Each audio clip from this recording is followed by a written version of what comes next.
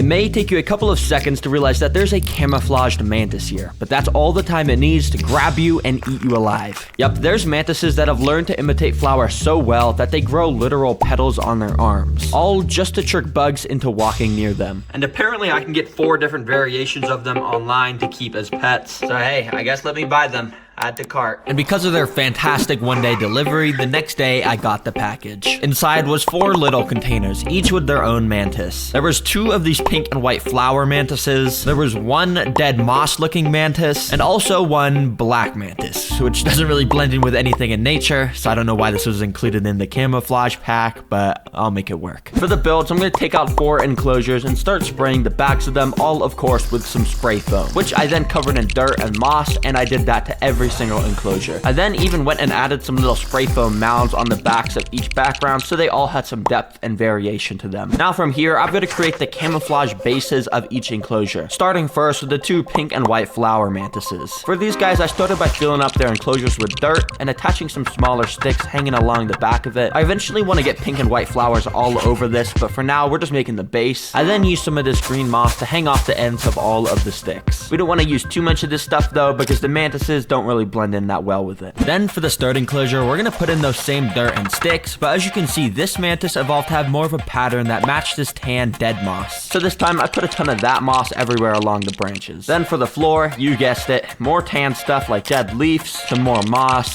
sticks, and pine cones. But I feel like this enclosure is still kind of missing something, and to be honest, I've kind of ran out of all of the tan materials. So I'm just gonna head outside, and as you can see back here, there's a ton of these like dead flower things, but they look exactly like the mantis. So let me pick off a few and take them inside. But you see, I don't want to just shove these into the enclosure because there's a chance that there's some deadly bacteria and parasites on them. So to kill all that stuff, I preheated my oven to 250 degrees, lined the sticks up on a baking sheet, and slid it inside. Basically, because the temperature is so high, it's gonna kill all the bacteria and stuff on here, so we can put this in the enclosure. All right, it's been in there for like 30 minutes, so let's just pull this out, and oh yes, it's looking nice and crispy. Maybe a little too crispy. That one looks like it just caught on fire, actually. Anyways, I put those around the enclosure, and then it was done. Now, finally, onto the black mantis's base. And as you know, this guy doesn't really blend in that well with normal stuff, because like nothing in nature is black, really. But I'm not gonna let that stop me, because I actually have an idea. So what I did was go outside and started to saw a few branches off of some trees. Once I had collected a few of them, I laid them down along a metal sheet as they were now ready for my experiment. Everyone, say hello to a blowtorch. Yes, this is real. Apparently you can just buy one at Walmart for $20 and you don't need a license or anything. I don't really know how to use this thing, but basically I just want to burn the wood so it's black. So I guess let's just try it out. So that's what I did. Basically the sticks catch on fire for just a second, which is just enough time for them to turn black. I also decided to burn them one by one in order to not accidentally start a giant bonfire in my house. I then put all this black wood around the enclosure and kind of just stuffed the larger pieces in the top of the sticks, and there we go. There we go. Looks pretty good now, but I think we can go even darker. And we do that, of course, by once again getting the blowtorch, and we're just gonna go along the background and just kind of set it to fire. Oh, shoots. Oh, I gotta be careful. To all of you watching, make sure not to try this at home. Got out all the plants and started by just putting them in the first 2 flower enclosures. But I still feel like I gotta make these 2 enclosures way more pink. And in order to do that, I went outside and went up to this pink tree I have in my yard. The flower petals all over it looked like a good color, so I grabbed a few of them and scattered them along both of my enclosures. Now, when I put one of the pink flower mantises up to the flowers and let them climb onto it, it's almost like it completely disappears. Anyways, now it's time for this 3rd enclosure. Now, if you remember, I got this plant for this enclosure, so I kind of just picked off parts of it and planted it along the soil all around the enclosure. And as you can see, this mantis blends in all right with this, but it's actually going to be mostly used as just a way to climb up to some moss where she really blends in with. All right, that looks good. And now time for the black enclosure for the black mantis. And for this, I just got a green plant because obviously there's no such thing as a black plant, or wait, actually, there might be a thing as a black plant. Let me test it out. Let me put that leaf there. Turn on the blowtorch, and I guess just see what happens. Just start lighting it a fire. And as you can see, when I burned this plant, it actually was turning black, but also had a slight side effect that it was completely getting disintegrated, and the structure of it all fell apart. Yeah, I don't know if I could use that, actually. So I just stuck to my original plan and put the plant smack dab in the center of the enclosure. Yeah, it doesn't really match, but to be honest, it's kind of cool and adds a little bit of nice contrast to this burned wasteland look. And with that, we can now finally put the mantises into their new home and see if their camouflage actually works on bugs. Let's see see how these do in the enclosure. So I went and dumped some of the crickets in and then put the pink flower mantis in. And right away, I noticed that maybe I had put too many crickets in because the mantis was getting absolutely surrounded by them. In fact, he actually looked pretty scared and was trying to just stand still to blend in and not get seen by the crickets. And the entire 45 minutes of watching him in this enclosure, I didn't see him strike a single cricket. Well, I guess just any crickets are not a food source that baby mantises like. So these get a 0 out of 10. Get this trash out of here. However, there you go, boy. Come on. You gonna climb on?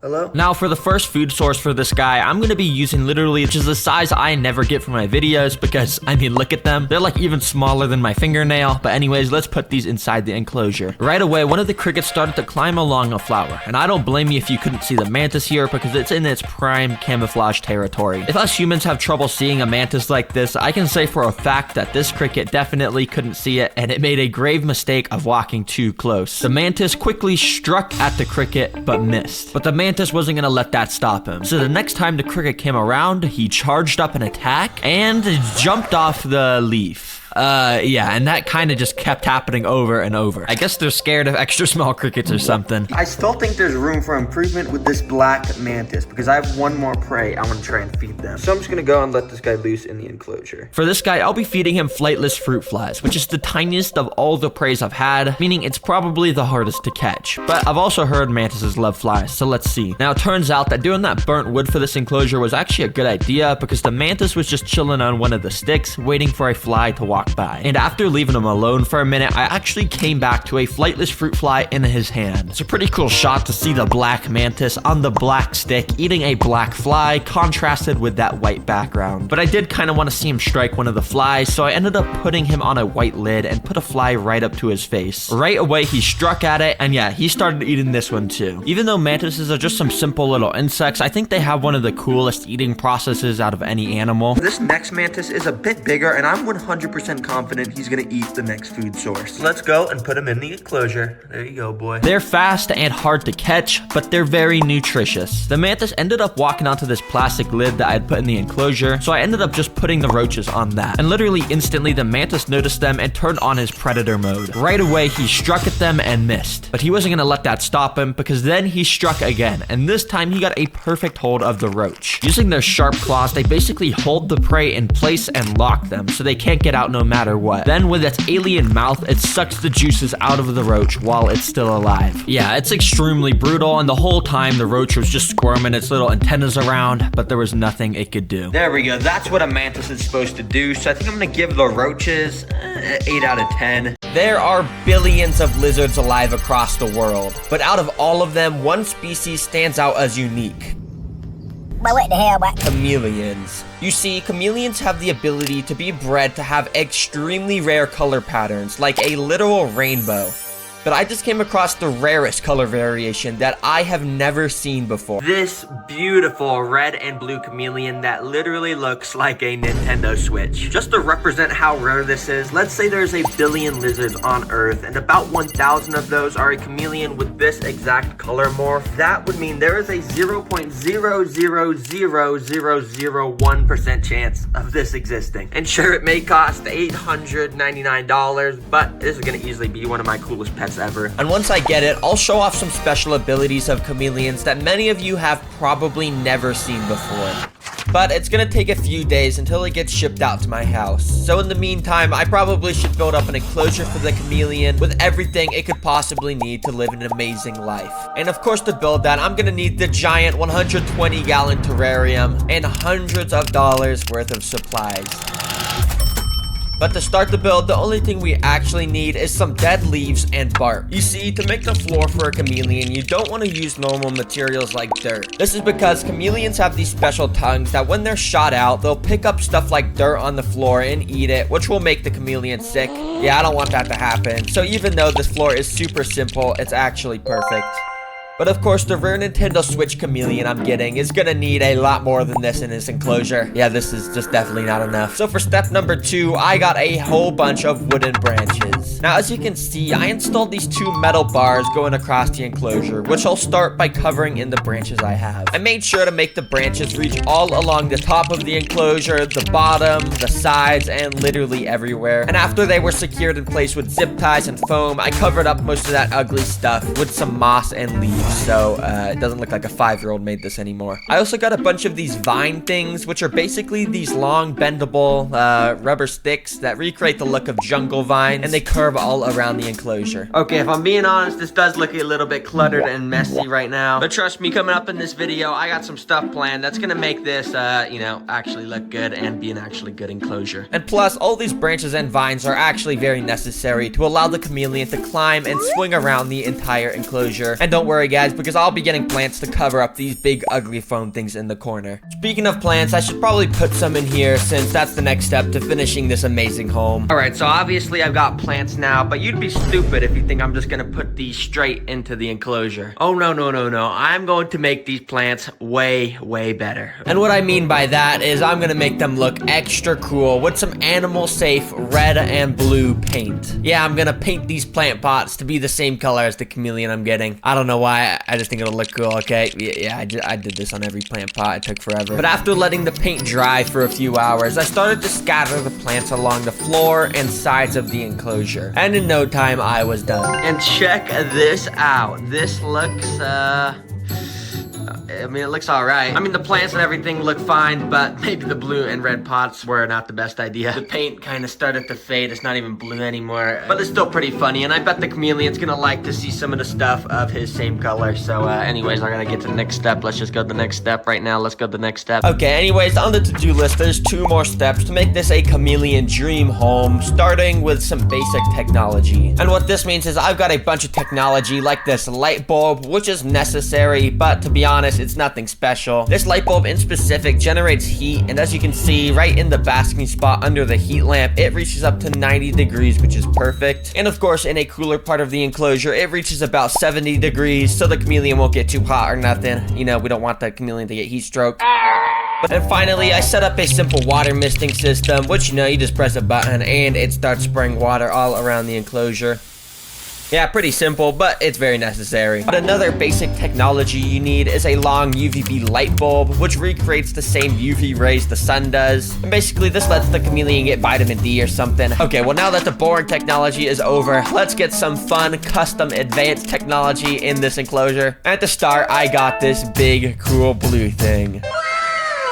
So I bought this egg-looking one, which I had an idea for how I could use in the chameleon enclosure. So I pressed a button to open it up, and inside was, this thing. What the heck is this? Okay, I guess inside there's a Mr. Beast toy that makes that annoying noise. Well, I don't really know what I was expecting, but I guess let me just put this inside the chameleon enclosure, and there we go. If you're wondering why I put this in here, well, I was just thinking I want to give the chameleon a nice friend, and, you know, this is kind of animal looking thing, so, okay, I'm sorry, this is stupid. Let's just go to the next technology. And now next on the to-do list, this one is even cooler than the last. Alright, so for the second thing I'm adding in here, basically, I just wanted to make it look more like a home. And as you know, most homes have paintings around their house because that's just what homes have. So I'm gonna add my own custom painting inside of here. And to get the custom image made, I asked AI to make a picture of a red and blue chameleon wearing a suit. And, oh, look at this. Look at this. Oh my gosh. Wait, okay, we're gonna put this painting inside the chameleon's home. Oh, this is gonna be pretty cool. So I drove to the printing store and printed the image out, hoping no one around me would see me getting these stupid looking paintings. Bruh. And there we go. Check it out. This looks pretty. I mean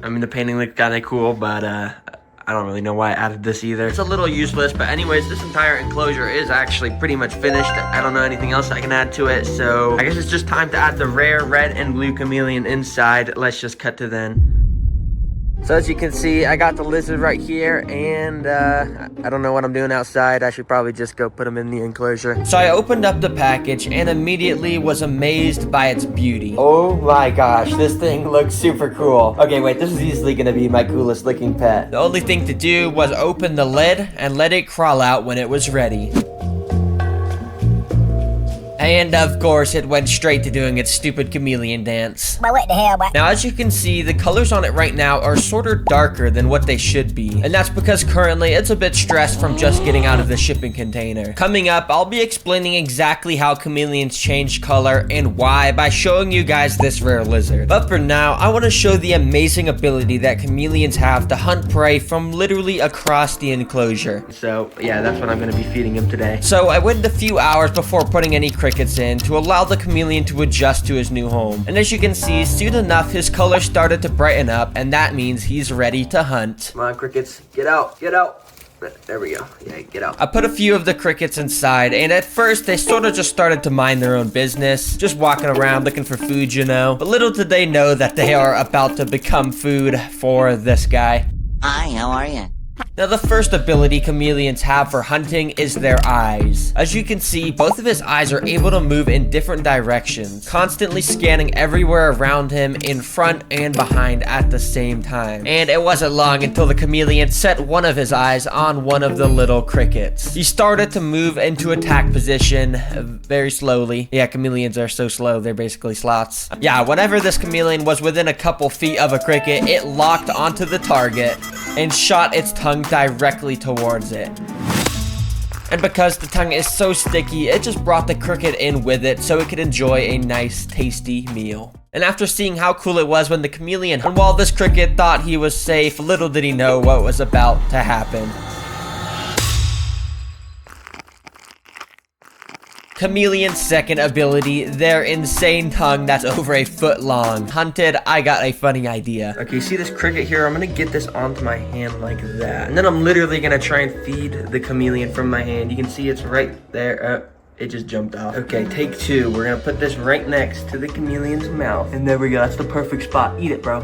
Eat it. I want to see this thing eat from my hand so bad. It's literally right in front of you. Hello? You're just gonna watch it? It's crawling all around my hand. You have the perfect opportunity, and you're not doing it. And okay, I think the chameleon's just walking away at this point. I guess he doesn't really want to eat from my hand. I'm sorry, cricket, but I'm just gonna... You're gonna get eaten. Anyways, I should probably name this rare chameleon, and like I said earlier, this thing has the exact same colors as a Nintendo Switch. So I'm gonna name my chameleon Switch. Yeah, I mean, it's a pretty creative name, I know. Anyways, now I'm gonna show you guys exactly how chameleons change color, and it might actually be pretty surprising changing colors. And while this viral video is actually very cool to watch, it is completely fake.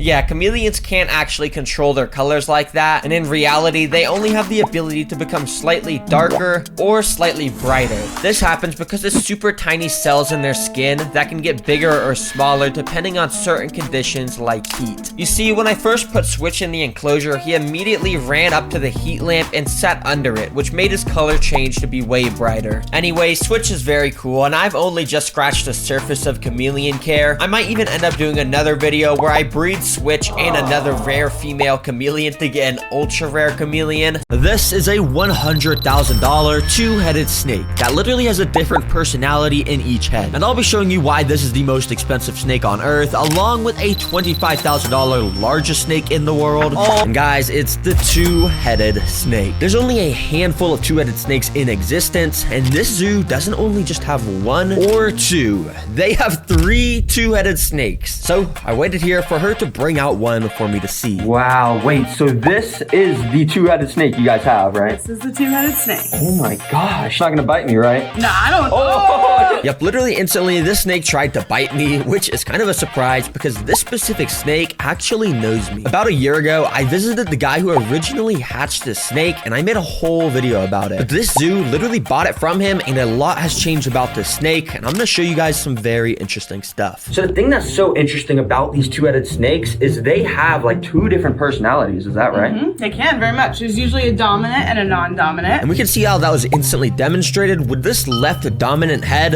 literally just pulling the right head along as it just sat there. But super interestingly, sometimes the 2 heads will almost fight in which direction they want to go, which causes the two-head snake to just sit there motionless, not moving at all. And here is some footage I recorded last year of this two-headed snake eating some mice. As you can see, both the heads struck at the mice at the same time, but only the left head was actually able to grab grab onto his mouse. And as that left head started to swallow, all of a sudden the right head decided to just grab on too. So now they were both eating the same mouse. But this could actually be bad for two-headed snakes, so the owner separated the heads and he gave a separate mouse to the right head so they could both eat in peace. Pretty cool. Anyways, as you can see, this two-headed snake is quite a bit smaller. We got a $25,000 largest snake in the world. You see, this species is called giant reticulated pythons, and they are absurdly big. And if you can't already tell, I probably don't have enough space right here. I would literally have to transform my whole garage into an enclosure. That's why instead, to be able to see and learn about a $25,000 snake, I hopped on a plane and flew across the country to this amazing reptile zoo that supposedly has one of these insane snakes. Yo, what's up? I just traveled across the country because I heard you guys got some of the craziest snakes here. Is that true?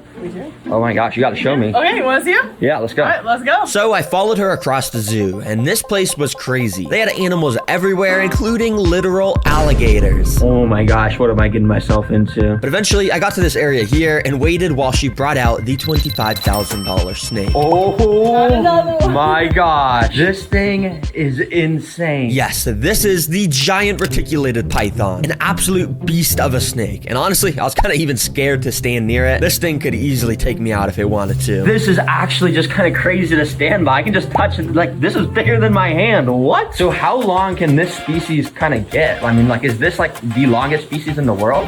Yeah, so they in the wild have been measured up to 30 feet. Yep, imagine being outside and just seeing a snake over 30 feet long. I would instantly run away. But before we figure out the exact length of this specific snake, I wanted to try and hold it. But if you couldn't guess, it was insanely hard to do with just one hand because of this snake weighing a minimum of 150 pounds. But despite its massive size, you could tell the snake was being extremely friendly towards us and not biting us or anything. Very interesting. So how long does it take for one of these snakes to get this long? Like, It depends on how you feed them. But normally about 7 to 10 years, something like that. so wow, this thing is 10 years old, and how small do they start? I mean, do you have like an egg or something? Like we can show how it hatched? I actually do. Do you want to see it? Yeah, let's go see let's that. go see it. So she brought me over here where they have tons of these trays full of eggs. Yeah, they keep them in these containers to make sure they have the perfect level of heat to hatch. Yeah, she showed me what one of them looked like, and it's just insane how a snake can hatch out of something like this, then eventually one day be this big. That's a massive size increase. So yeah, what do they eat to get this big? Well, I don't know if you're going to want to hear it. They eat about a 10-pound rabbit. So they just eat giant rabbits. Like, how big would it be? Like, can you show with your hands?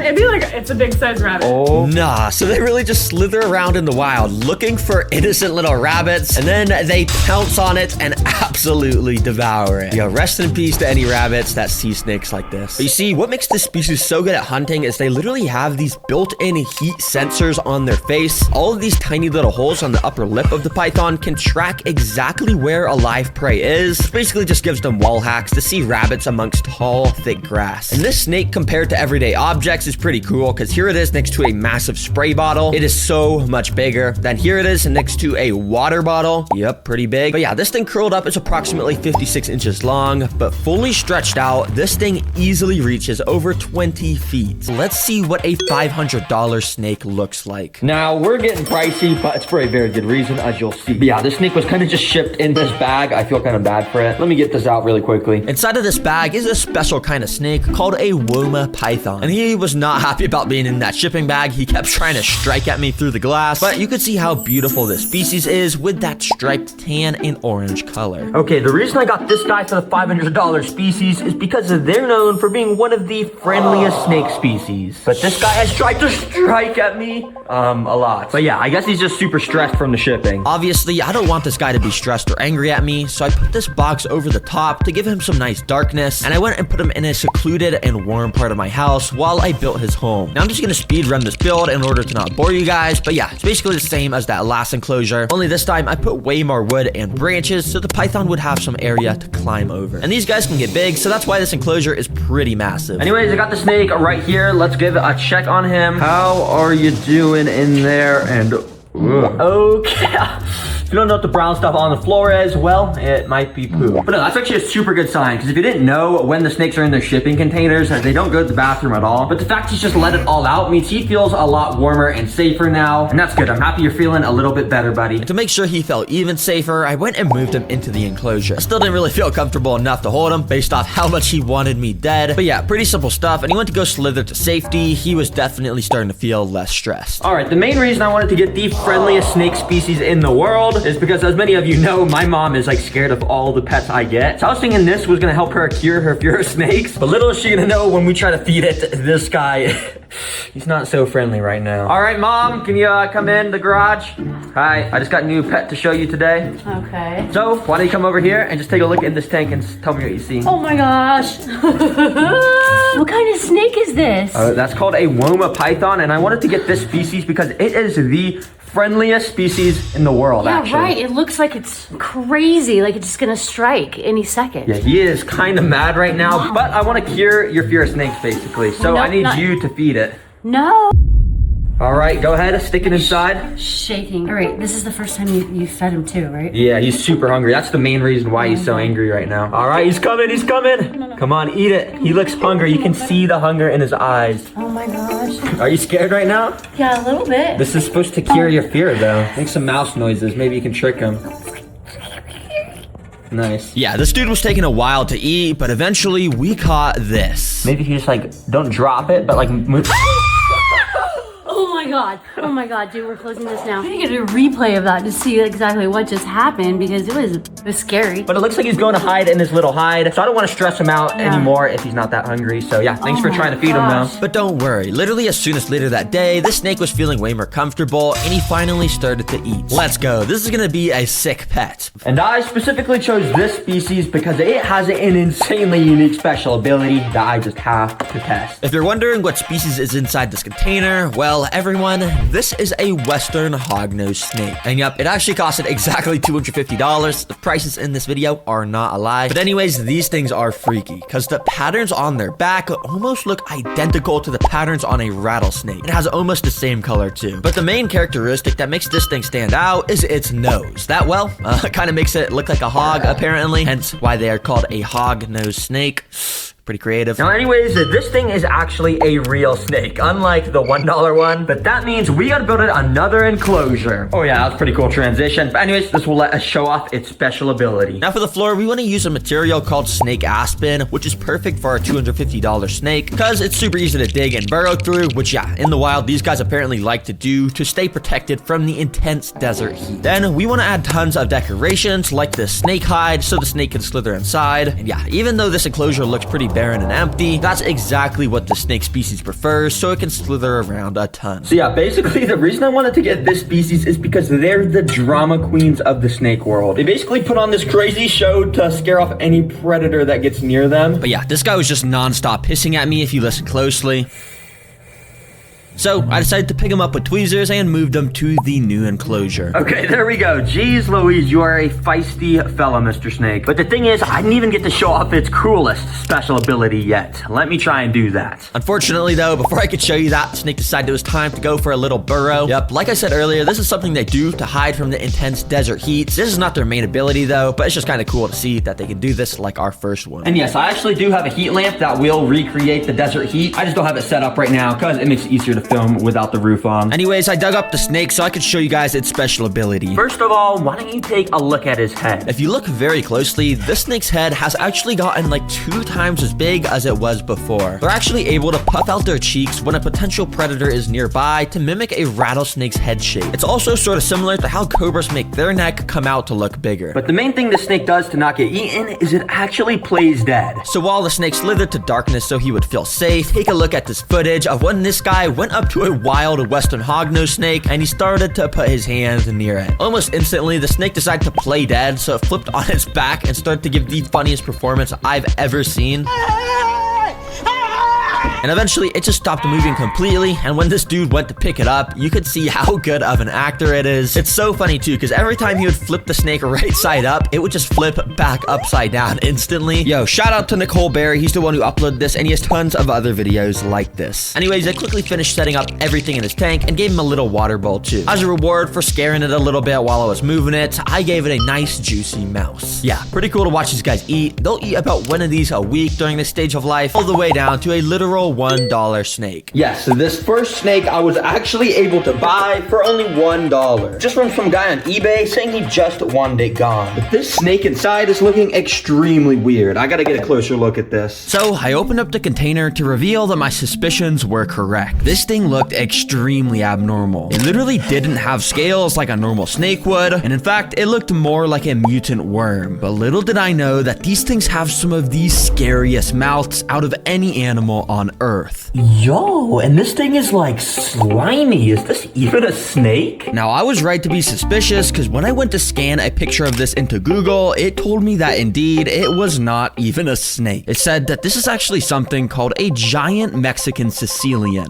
Yo, and it's saying this thing has some of the craziest hunting abilities. Oh my gosh, I just got to test this. In order to see its special abilities, I quickly built this dude up a home. Google told me to use a bunch of moist dirt to make a deep floor area so the worm snake thing can dig around. Then I put some natural decorations around, and finally, these Sicilian creatures sometimes can be fully aquatic in the wild, but in captivity, all we need is this nice little water dish to fill its water needs. Well, boy, let me get you in. Now, apparently, these things do have poisonous skin, which is why I'm using a snake hook. And well, now he's in there. Let's see his special abilities he has. Now, these guys' first special ability is, well, they love to dig in dirt, like I was saying earlier. You can see how quickly he just completely disappeared from sight. And well, while this guy settles into his new home, I just had to find some videos of this species hunting. And in this amazing video by Willipede, we could see how this Sicilian just slowly inches up to a mealworm, acting all innocent and stuff, but the second he gets within striking distance, it pounces onto the worm and instantly starts to drag it underground, where we can then see it finish off the mealworm down there. But the thing is, this Sicilian hunting is not even nearly the coolest thing in this video. Most people are extremely scared of spiders. With my mom being one of them. Hey, Mom, look at this. Go away, go away, go away. I don't want to just put it, please. But spiders are actually some of the coolest animals in the world. So to cure my mom's fear of spiders, I'm gonna buy the coolest spider species in the world, which is called a Goliath bird-eating tarantula. Supposedly, this spider will be able to grow up to a foot long, shoot poisonous hairs out of its back, and yes, literally eat birds. Yeah, my mom's gonna love it. Anyways, the first step to keeping one of these as a pet is to buy it. And since Goliath bird-eating tarantulas are so exotic, the only place I can get one is online for $100. Alright, I guess let me just buy this thing, add to cart, check out, and there we go. It says it's gonna be here in 7 days. So to prepare for when it arrived, I went out and bought an enclosure and $400 worth of supplies that would let me build a tarantula dream home that would have everything it could possibly want. Then when finished, I'll be showing the tarantula to my mom. Get this trash out of here. I'm gonna make this thing actually look good, and to do so, I have some spray foam, which I gotta shake up and spray all along the back of the glass. But I'm trying to make this backdrop look like an actual forest, and this obviously doesn't look like a forest. So I quickly covered most of it with some pieces of wood before it dried, and then I hit the rest of the foam with some dirt. But that's only the first step. I've still got tons more stuff planned for this tarantula, like building a custom burrow for it with literal furniture inside. Yes, I am going all out. But before I'm able to do that, I need to first create the floor, which I'll start by using these Leica balls. Oh, they're falling out. Which will be used to create the drainage layer. And by putting this layer of weed barrier on top, it will allow water to pass through, but not stuff like dirt, which will help prevent mold outbreaks. Now, obviously, to finish the floor, I've got to add dirt on top of the drainage layer, which for some reason, the dirt I bought is compressed into this brick. I don't know who made the dirt into a brick. That's kind of dumb. Anyways, to expand it, I just have to add water, do some mixing, and it ends up looking like dirt, as you'd expect. But to make the dirt even more natural looking, I mixed in some moss, bark, leaves, and potting soil mix, which ended up looking pretty nice. The floor is now done, and you might still be thinking this includes enclosure is overall pretty ugly. And I'd probably have to agree with you on that. But of course, I'm not done yet. And I've still got some crazy stuff planned to prove to my mom that spiders are cool. But before I can do any of that, let's make this enclosure actually look nice with plants and decorations. To start off, let me drive off to the plant store, also known as Walmart, and pick out some pretty plants. They've all been acquired, but now I've got to get some moss. Now, unfortunately, the only type of moss stores near me sell is sphagnum moss, and this stuff is ugly. To make the enclosure actually look good, I need to get carpet moss, which can only be obtained by going outside. So, I gotta go outside. Yo, look at this. They got mossy cobblestone for Minecraft in real life. Okay, I don't really know how moss works. Can I just, like, grab it? Yeah, that kind of works. So I got out some bags and got to grabbing it and putting it in the bag. So now I had everything I needed and I got straight to the decorating process. Decorating is a skill that must be acquired from years of experience and wisdom, which is why I am so good at it. After the plants, I scattered around some wood, which I bought from Amazon. And finally, I put this super cool looking skull in there because, you know, tarantulas, they're deadly, and skulls, I don't know, it looks cool. Oh my god, look at this terrarium right now. This is absolutely beautiful.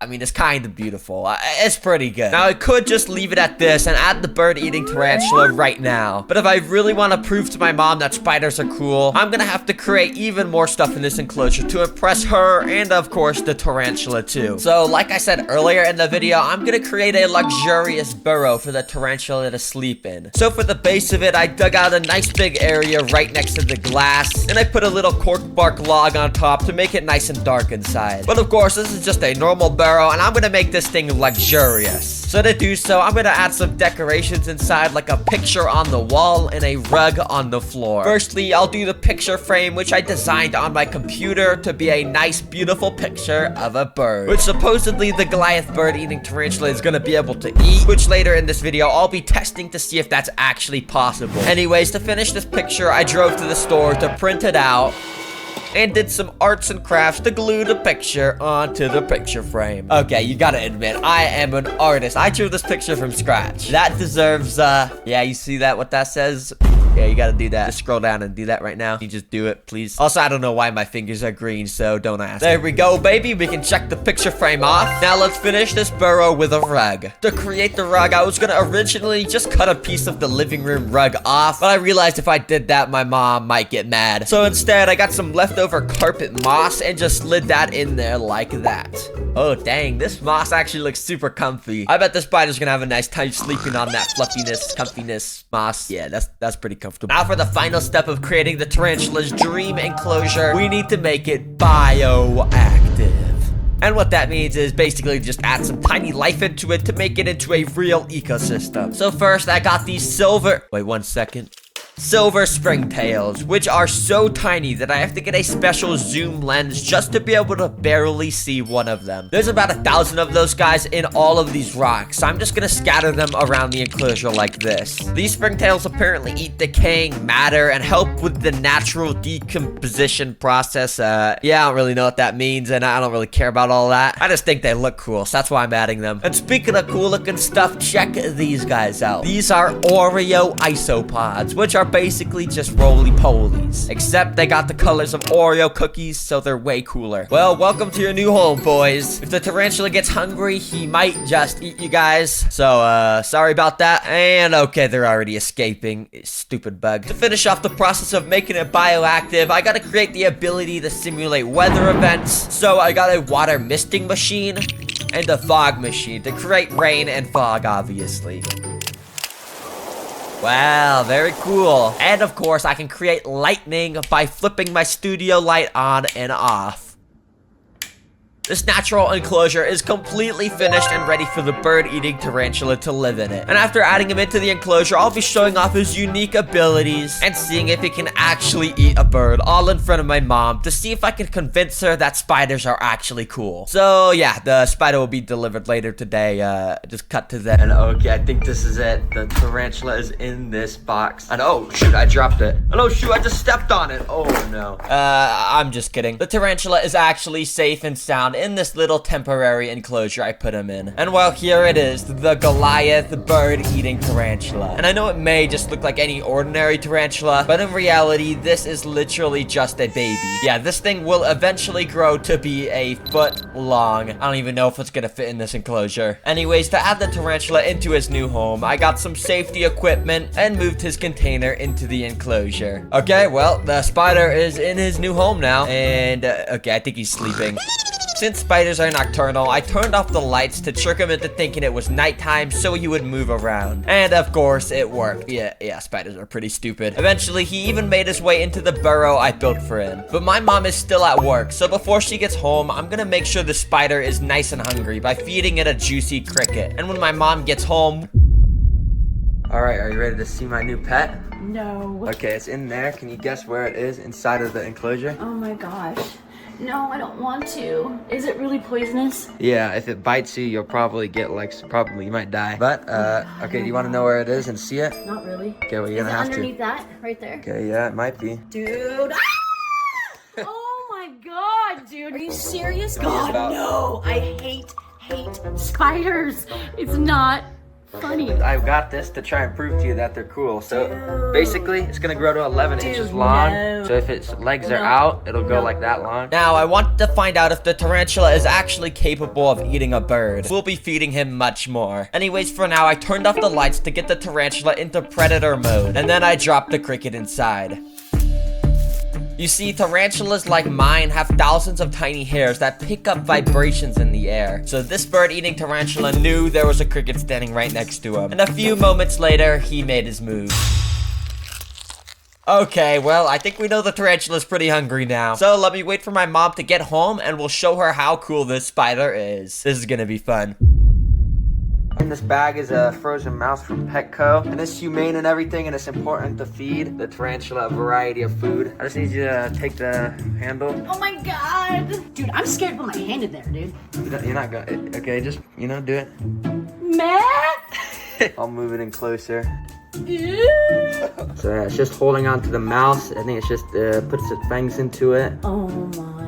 Oh, it just hit the back of its abdomen, and you see those little orange hairs on it? Yeah. Whenever it hits the back of the abdomen, those fly in the air and they go in your eyes and poison your eyes. What the? Yeah, isn't that cool? Can it do that to humans? Yeah, if you stand too close of it, your eyes are gonna get super rashed. What? Is that cool? No, not really. Can you just stick out your hand like this and then stick it inside and pick up the tarantula? Oh, no. It's fine, it doesn't even hurt if it bites. Sure. I just showed you everything it has to offer. Do you think this is cool? And did I change your mind about spiders? Absolutely not. I didn't change your mind about spiders? Nope, we gotta get rid of it. Okay, well, I guess in hindsight, maybe buying the biggest tarantula in the world wasn't a good idea to cure my mom's fear of spiders. Well, this tarantula will make a good addition to my pet collection, and since he doesn't have a name yet, whatever the most liked comment on this video is, will be what I name him. I'll literally name him anything, so go to the comments and like your favorite suggestions. This is 1,000 mosquito eggs, and in just a couple days, they're going to hatch into 1,000 actual flying mosquitoes that I'm going to be doing the most interesting experiments with, like feeding them a pool of blood. Anyways, right now, the mosquito eggs we have are dormant, but all they need to hatch is a bit of water. The second a dry mosquito egg touches water, the embryos inside absorb it and basically come to life. And literally within only a few minutes of adding in the water, check out this area right here. A tiny little white speck started to poke out from the top of this single egg. Everyone, this is a mosquito larva, also known as a wiggler. And yeah, you can probably tell why they're called wigglers based on how much they wiggle, but over the next few days, this will eat food and literally evolve into a fully grown mosquito. It will actually be one of the craziest things you'll ever see. Oh, but yeah, I almost forgot. We don't just have one, we have 1,000 mosquitoes that we're gonna be raising. And only a minute later, another wiggler started to wiggle out,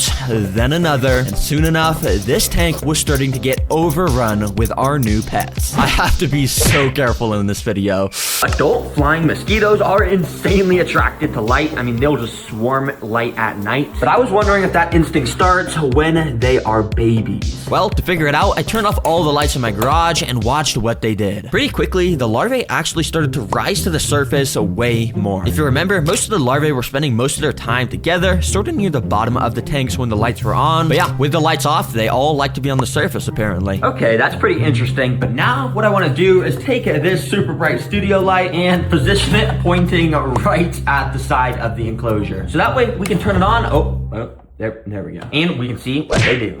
Yeah, let's see. And literally the second after turning on this light, so like magic, the larvae started to migrate away from it. And they all started to gather up on the right side as far away from the light as possible. Wait, so these guys are moving away from the light. Huh, that's interesting. The fully grown mosquitoes, they'll completely swarm light. But when they're larvae, they will completely avoid it. So to confirm my theory, I turned off this light and moved it over to the right side. And immediately the larvae did exactly what I thought they would, and they went back to the left side. Since I could kind of control where they were, I thought it'd be funny to kind of just swap the lights on and off on each side and, you know, make them do some exercise. Listen, okay, I gotta train some strong, capable mosquitoes for when I put them up against a pile of blood. It's gonna be so interesting. Dang, that is actually so cool to watch how they do that. And apparently they do this because they don't want to get eaten by fish, of course, and if they're in the darkness, then it's obviously harder for the fishes to see them. But actually, very interestingly, while I was doing that last test, if I go and stir the floor around like that and zoom in, you can see there's tons of what almost looks like just dead mosquito larvae that is just drifting around in the water. Now, I got worried for a second. I thought something was going around killing all the mosquitoes, but don't worry. I actually figured out that these are not dead mosquito larvae. You see, what these are actually the old skin of our current larvae. You see, these guys apparently shed off their old skin 4 times before becoming a flying mosquito. Basically, just like how other animals will molt their skin off when it's time to grow bigger. So of course, not super special, but for when the larvae are this small, it works perfectly to crush up into tiny little pieces. And immediately after dropping in some of this crushed food, it sank down to the bottom for the larvae to start eating. Since the larvae were just born about an hour ago, they're still so unbelievably small that it's just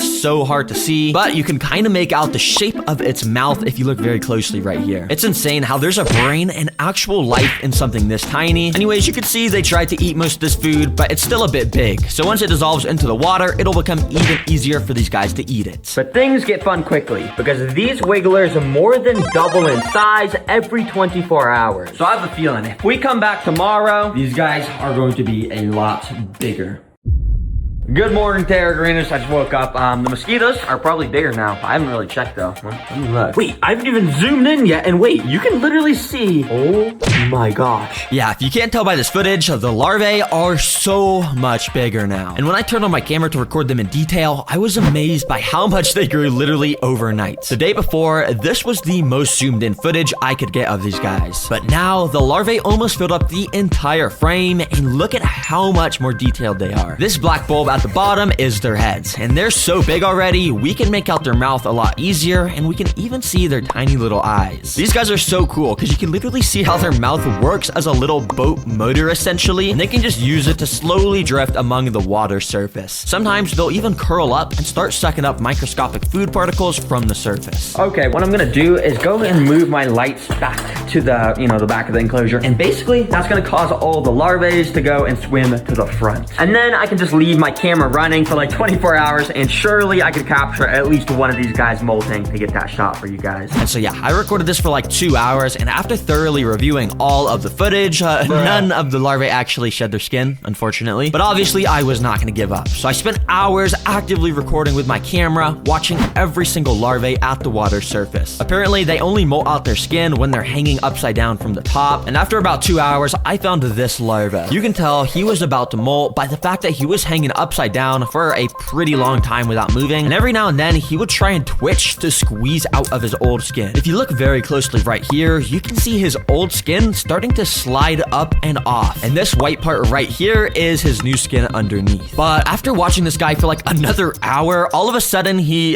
just started to float down, and he fell all the way to the floor and completely stopped moving. Yeah, apparently the molting process is actually really grueling for mosquitoes, and there's a chance that they can use all their energy while doing it and die, which I guess just happened to this guy. Rest in peace, bro. But of course, this was not gonna stop me, because I kept recording for longer and longer until I eventually caught this footage. Keep in mind, this is literally the first footage on the internet of a mosquito larvae molting because of how hard it is to catch, so you can't complain about how trash this footage quality is. But anyways, you can see it started to shake violently, and it started to slide out of its old skin. This dark part is his new skin, and eventually he was able to fully slide out, and only his molt was left behind. It's so cool to watch this happen, happen, and after it does, the new larvae swims away and leaves the old skin behind, which that skin will probably get eaten by another larvae very soon for some protein. Let's go. I'm so happy we just got to see that. But in fact, I just spent so long trying to get that shot that almost all of our larvae now are pretty much fully grown, meaning yes, we're about to have 1,000 mosquitoes hatching in just a matter of days. Now thankfully, I had this big tank sitting in my garage, which would actually be a perfect fit to put over our current tank. So when the mosquitoes hatch, they won't be able to just fly away. But obviously, there's a big opening on the bottom, which would be bad if we had to move this. All the mosquitoes would get out. So what I did was put our current tank in here while the big one was sideways. And then I got this piece of clear acrylic that I'm gonna be able to attach to the front. And when I attach this piece of acrylic, it's gonna make sure no mosquitoes can get out. But you're probably wondering why I got all these massive holes right here. Well, what I'm gonna do is this. And as you can see, I just put mesh in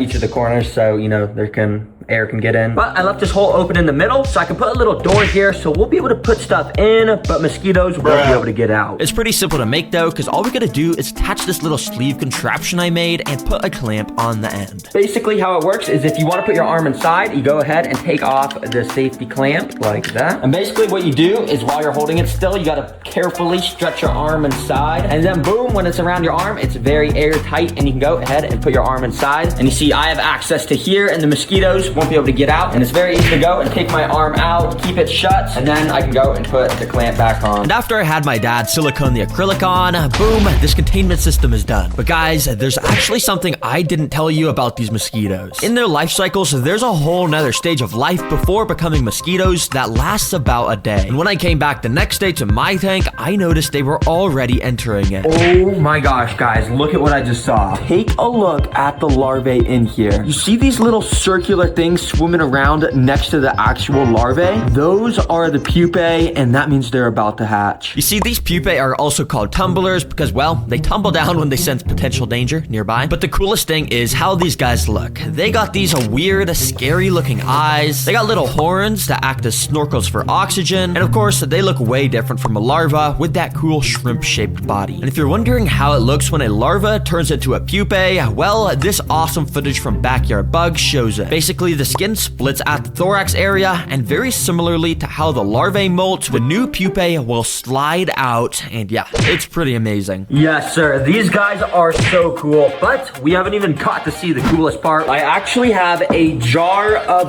blood from a cow. Oh my gosh. Now, in order to make this have a chance to work, I had to fill up this little container with a bunch of blood, and then I put some saran wrap on top. This way, the mosquitoes could stick their little mouthpiece through it and get filled up with blood if they're hungry. Finally, I just warmed it up in the microwave so it would recreate the temperature that mosquitoes like, and I put it inside the tank. Let's see what these mosquitoes do. Now, for the first like 20 minutes, pretty much none of the 100 mosquitoes were interested. They were kind of just hiding around and not moving much, so I kept trying tons of new stuff, like dimming the lights, because apparently mosquitoes don't like to eat under the bright light. And after trying so much stuff and recording for hours, not a singular mosquito tried to eat this blood. And this cool footage, you can see mosquitoes literally only take a couple seconds to land on an arm and get completely filled up with blood. But for some reason, they only like to drink blood from arms and not just liquid blood, apparently, like we have here. Literally all the mosquitoes had gathered up on the other side of the enclosure to avoid it. Yeah, I literally just tried to record this for 2 days. None of the mosquitoes were interested. I don't think that shot's gonna be too hard to get because we're on like day 8, and check what has just started to hatch. Yep, that is a mosquito, meaning there's like 3 mosquitoes in here right now, so it shouldn't be long till we have much more. You see, the pupae get darker and darker as they get closer to turning into a mosquito. So since this pupae is bright white, I know he won't be hatching anytime soon, but these pupae here are extremely dark, meaning the mosquito is right under that skin, ready to crawl out. So to make the shot even easier to get, I'm gonna suck all the darkest pupae up into this little pipette and put them in this container to make it easier to record. Now, since the mosquitoes have already started to hatch, I actually had to use the door I made to get my hand inside so they wouldn't escape, and I used my little pipette to start sucking up as many of the dark pupae as I could. Then I put them into a temporary container and I started to film. Thankfully, the pupae hatched within only a few hours of turning black, so it was literally only about an hour of recording till I caught this on camera. Out of nowhere, this pupa here started to straighten out its tail. This makes a little tunnel here for the head of the mosquito to start squeezing out. It's so nasty, but you can see how this area here just keeps inflating. The mosquito is literally being born in front of our our eyes, and you can see how it's leaving the clear pupa skin behind. All of a sudden, his little mouth pops out here that they use to suck blood, and soon after, you can see his wings popped out as well. Oh my gosh, guys, this is insane. Wait, this is happening right now.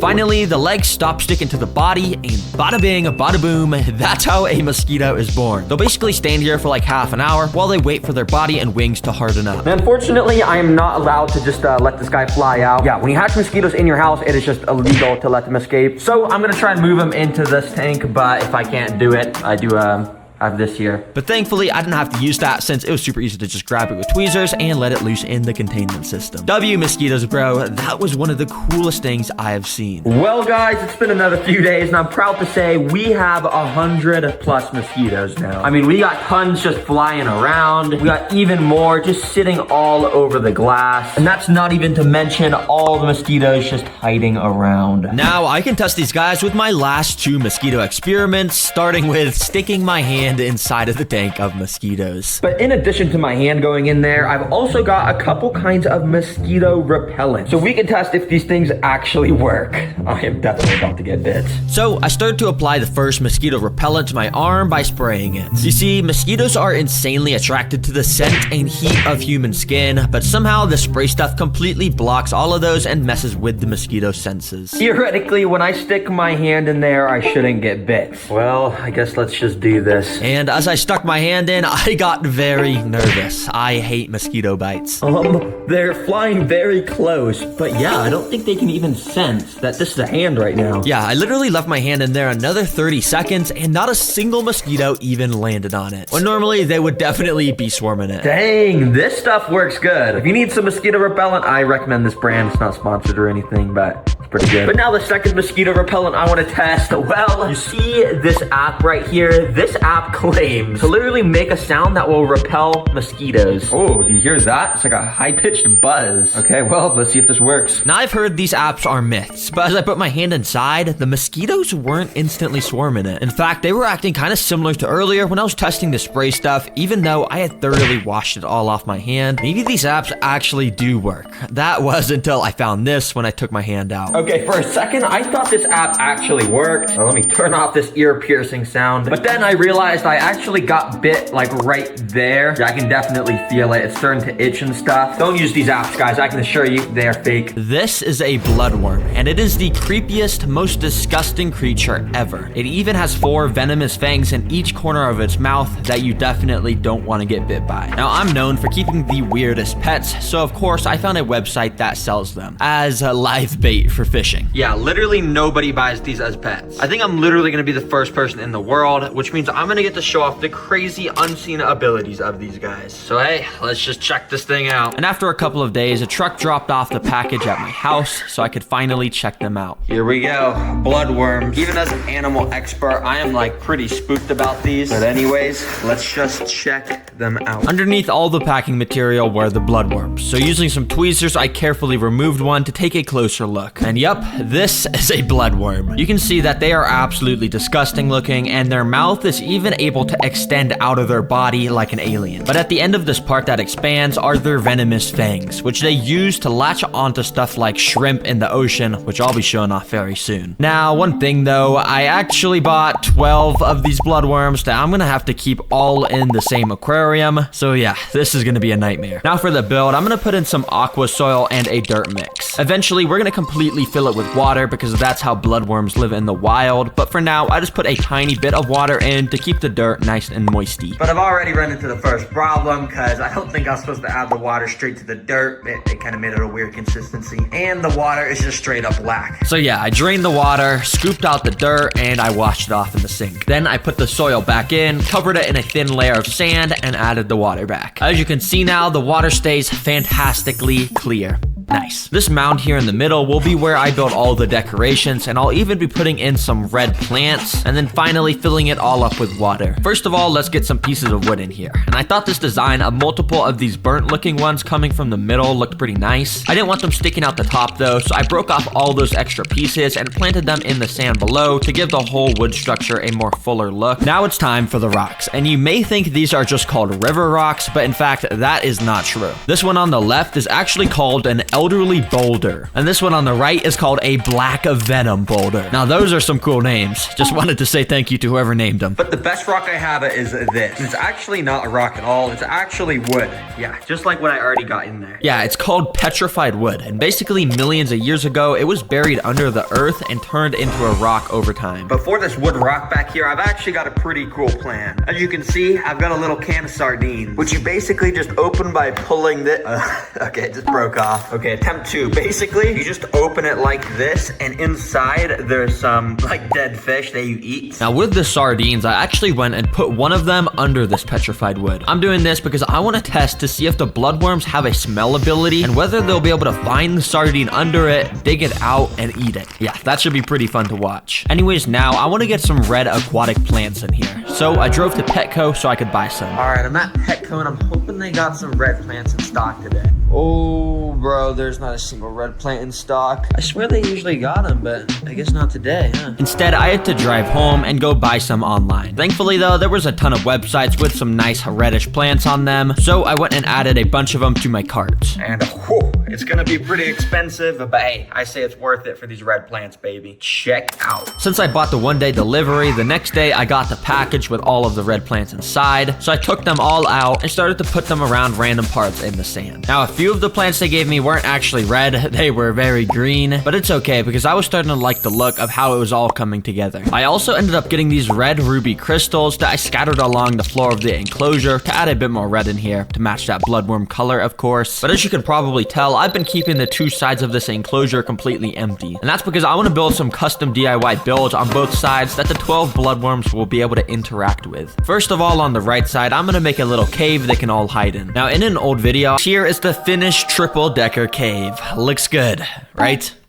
Right? Let's just get this thing in there just like that. May not be the prettiest decoration in the whole world, but a wise man did once tell me it's not about the looks, it's about the thought that went into it. And yeah, a lot of thought did go into this cave, okay? We can store 3 different worms in there. All right, now time for the left side's DIY build. Now, of course, I had to start filling it up with water so the bloodworms will be able to swim around in there. But when it got to like 30% full, I kind of realized a big problem. Oh, shoot, bro. I don't know how I didn't think of this, but bloodworms, they live on the beaches of oceans, and the beaches of oceans have salt water. I've been making this a freshwater tank. I've been putting fresh water in it. But it's okay, because thankfully in the corner of my garage, I just have 2 big cartons of Pacific Ocean water, sourced straight from the ocean. Don't ask why I have this, I just do. Anyways, I drained out a little bit of the fresh water and started to add in the ocean salt water. And by the time it was filled up, the salt level was 0.02, which is perfect for bloodworms. All right, all the right water parameters have been met in here, so the bloodworms are good to go in. But because I put salt water in here, it does mean the $200 on freshwater plants I spent is gonna go down the drain. Yeah, these are all about to die. Since they were all gonna die, I wanted to replace the red theme in here, so I got this heatless red lamp. As you can see, it makes the water have this red tint to it, which is cool, because you gotta have the water at least look a little bit like blood when putting bloodworms inside. Now, I also need to get snails inside of here so they can eat any algae that grows. Now, luckily for me, I actually have this tank just set up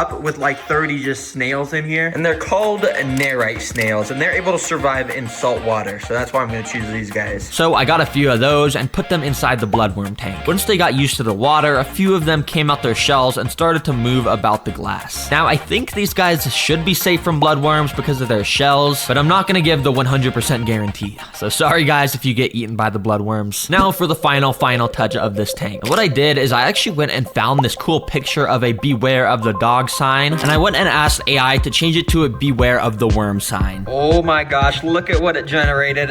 That is absolutely perfect. Wait, let me go print this out at the store real quick. So I printed it, attached it to a piece of cardboard to make it a sign, and there we go, a beware of worm sign. I then even went and spiced up the enclosure a little bit by splattering some red paint along the sides to make it look like blood splatters. And there we go, 100% complete bloodworm enclosure. And I guess there's only one thing to do. Let's get these bloodworms inside. inside. Now, I'll just be starting with one, and then I'll add all the rest as I test more and more food. But yeah, let's just put this guy inside. Be free, boy. And the worm kind of just sank down to the bottom and started moving around randomly. And yeah, well, this is kind of all bloodworms do. They just wiggle about, and occasionally they'll burrow under the sand, which is where they spend most of their lives. And as you can see, it didn't take this guy long until he started to do just that. But I guess he got bored of the digging, because eventually he just came out and started to wiggle about again above the sand. Wait, before this guy tries to burrow under the sand again, let's get to feeding him some food. Now, this stuff is so smelly and so oily, I think he just has to eat it, right? Now, I actually went and added in 2 more bloodworms to the tank, so there was a higher chance of one of them eating it. Then I did the same thing. I just wiggled the salmon around in front of their mouths until they ate it. But just like the fish pellets, for some reason, these worms were not wanting anything to do with it. I'm not too sure if they're gonna eat this, but it's worth a shot. Let's put them inside. But there was a slight problem because, as you can see, the fish food was floating, and I feel like the bloodworm isn't just gonna swim up to it, so instead I picked it up with some tweezers and moved it towards the worm. And as you can see, when I moved it towards him, he actually went and flashed his fangs at me for the first time. I thought this surely meant he was hungry, so I started to wave the food around in front of his mouth a bunch, and yeah, nothing. He didn't eat it. So hey, fish food, I'm gonna give a 0 out of 10. He didn't even want anything to do with that. But next up, out of all of these, now I actually think bloodworms need to have their mouth part extended and their fangs showing in order for them to eat food. And right now their mouths are retracted because I think they're stressed. So what I did was I actually went and put all of the 12 bloodworms in the aquarium and just kind of let them do their thing. My thinking was if I left them alone for a few hours in the tank, they'd start to get used to it and then they would eat. After a while, I went and took one of the bloodworms out and put him on land. I waited a little bit for him to shoot his mouth out, and when he did, I grabbed it with tweezers. Now you can really get a good look at the fangs, and what makes these fangs so cool is they're actually made of copper. Yeah, like the metal you find underground, and they're the only animal in the world with copper teeth. I brought it up to the 3rd food source, which is of course beef, and after kind of like shoving his face in it, he instantly bit down with all 4 of his fangs and started to devour this piece of meat and just suck all the juices out. Wow, it took a long time for me to get a bloodworm to eat a piece of meat, but dang, that is so cool when they do grab on, because look, I'm shaking it, like literally it doesn't want to come off. It's like, I am eating this, do not take it away. So I went and removed the food from them, which was pretty hard. I had to like kind of shake them off. Holy, that was actually kind of cool to watch, and it looks like you can see the little bite mark where the worm was biting, and remember, these guys are venomous, so there's literally venom. Thing with the last food source, which is a shrimp. And once one of the other worms shot out their mouth, I once again grabbed it, and this time put the shrimp in front of it. He also immediately grabbed onto it, and now these 2 bloodworms were having the time of their lives eating up the food. After like an hour, Well guys, I brought my mom in. Say hi. Hi. All right, come on in. Of course, I gotta show you a new pet. Just take a look. This one's gonna be quick. You can see the pets in there, Oh right? my gosh. You know what those are? Ew. They look like some sort of slug leeches. Look at all the little tentacles. And yeah, actually, there's some right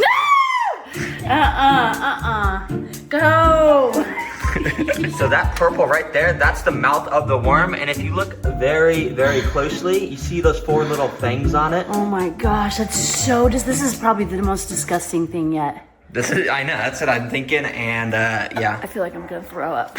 This is an Asian forest scorpion.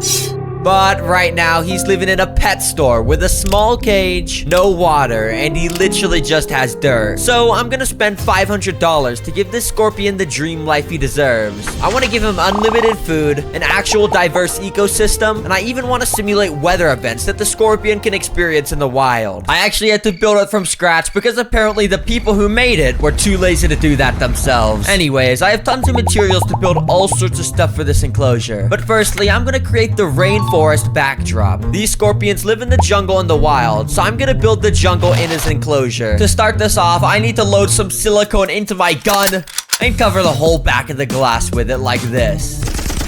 Then I got a ton of spider wood and put it along the back to represent tree branches. Now you might be wondering how I'm gonna make this wood stick to the back. Well, let me introduce you to spray foam. Basically, we're just going to... and boom. You might be thinking this looks ugly, and well, that's because it is. But to fix that, I'm gonna cut off some of the foam with a knife and put in some more silicone. And you might still be thinking this looks ugly. Well, to fix that, I'm gonna sprinkle some coconut fiber on it. And there we go. This is starting to look, okay. But the whole backdrop will really come to life once I fill these tiny pots that I also put here up with beautiful plants. But before doing that, we need to first design the floor portion of the terrarium. To start, we're filling up the bottom with a bunch of balls. clay balls to be exact. This is gonna be our drainage layer to make sure there won't be any mold outbreaks in the scorpion's dream home, because you know that would probably be bad. Anyways, I cut out some window screen and put that above the balls so I could fill it up with some substrate. We're gonna need at least 6 inches of substrate in order for the scorpion to be able to dig little burrows for himself, which if you remember, the pet store scorpion had barely an inch of dirt. He is probably so sad. So, let's finish his dream home. Asian forest scorpions love coconut fiber, so I'm mostly using that. But I'm also gonna mix in some wood chips and sphagnum moss with it to make it look more natural. Wow. But the floor wouldn't be completed without some decorations. So first, I put in some cork bark and moss, which scorpions love to hide under. I also added a little shallow water tray so the scorpion could get a nice drink of water without drowning. Finally, I sprinkled some rocks around for good measure. This is starting to look really good. Psych! It's about to look 10 times better because now I'm adding in the plants. Remember, these scorpions are from the Asian rainforest. So to replicate that, I'm gonna find the most colorful plants I can. Off to the flower shop I go. I'll be there soon. And of course, I went to the best place to get plants, Walmart. Place your item in- Now, surprisingly, they actually did have a few pretty nice colorful plants. So I picked out some that I liked. And I got some deodorant too. Not for the scorpion or anything, you know, I just needed some. Anyways, this is what I got. And I started by adding some of the smaller plants onto the backdrop. And then I planted the rest into the floor area. The chunk of the rainforest was now complete, but while it's pretty, it's definitely not a dream home. In order to make it a dream home, we need to spoil the poor scorpion by creating custom technology in his enclosure, like a literal insect dispenser that will deliver live insects straight into his mouth, plus even more, but we'll start with the insect dispenser. Now, to be honest, I basically have zero skills on building stuff, so I'm definitely not making some fully automatic crazy wired machine. Yeah, sorry. But what I will be doing is making a fun little slide for insects to slide down straight into their doom. To do this, I got a small acrylic tube and used some silicone to stick it at an angle to the wall. This will let me drop little feeding insects in, then watch them ride the slide of death. But to make sure there's a 0% chance the insects escape, I'm spraying some slippery Fluon stuff along the inside of it so they can't even grip on if they wanted to. I also have some other technology to put into the dream home, like this rectifogger. To use it, I basically just attach it to the side of the terrarium like this, and then I fill up the reservoir with water. Now when I turn it on, it does this. Wow, very cool. I mean, that's not needed or anything, but it makes the tank look really cool and rainforesty. For the final step of the dream home, I bought tiny little bugs called isopods that I'm letting loose into the enclosure. Come on, get out.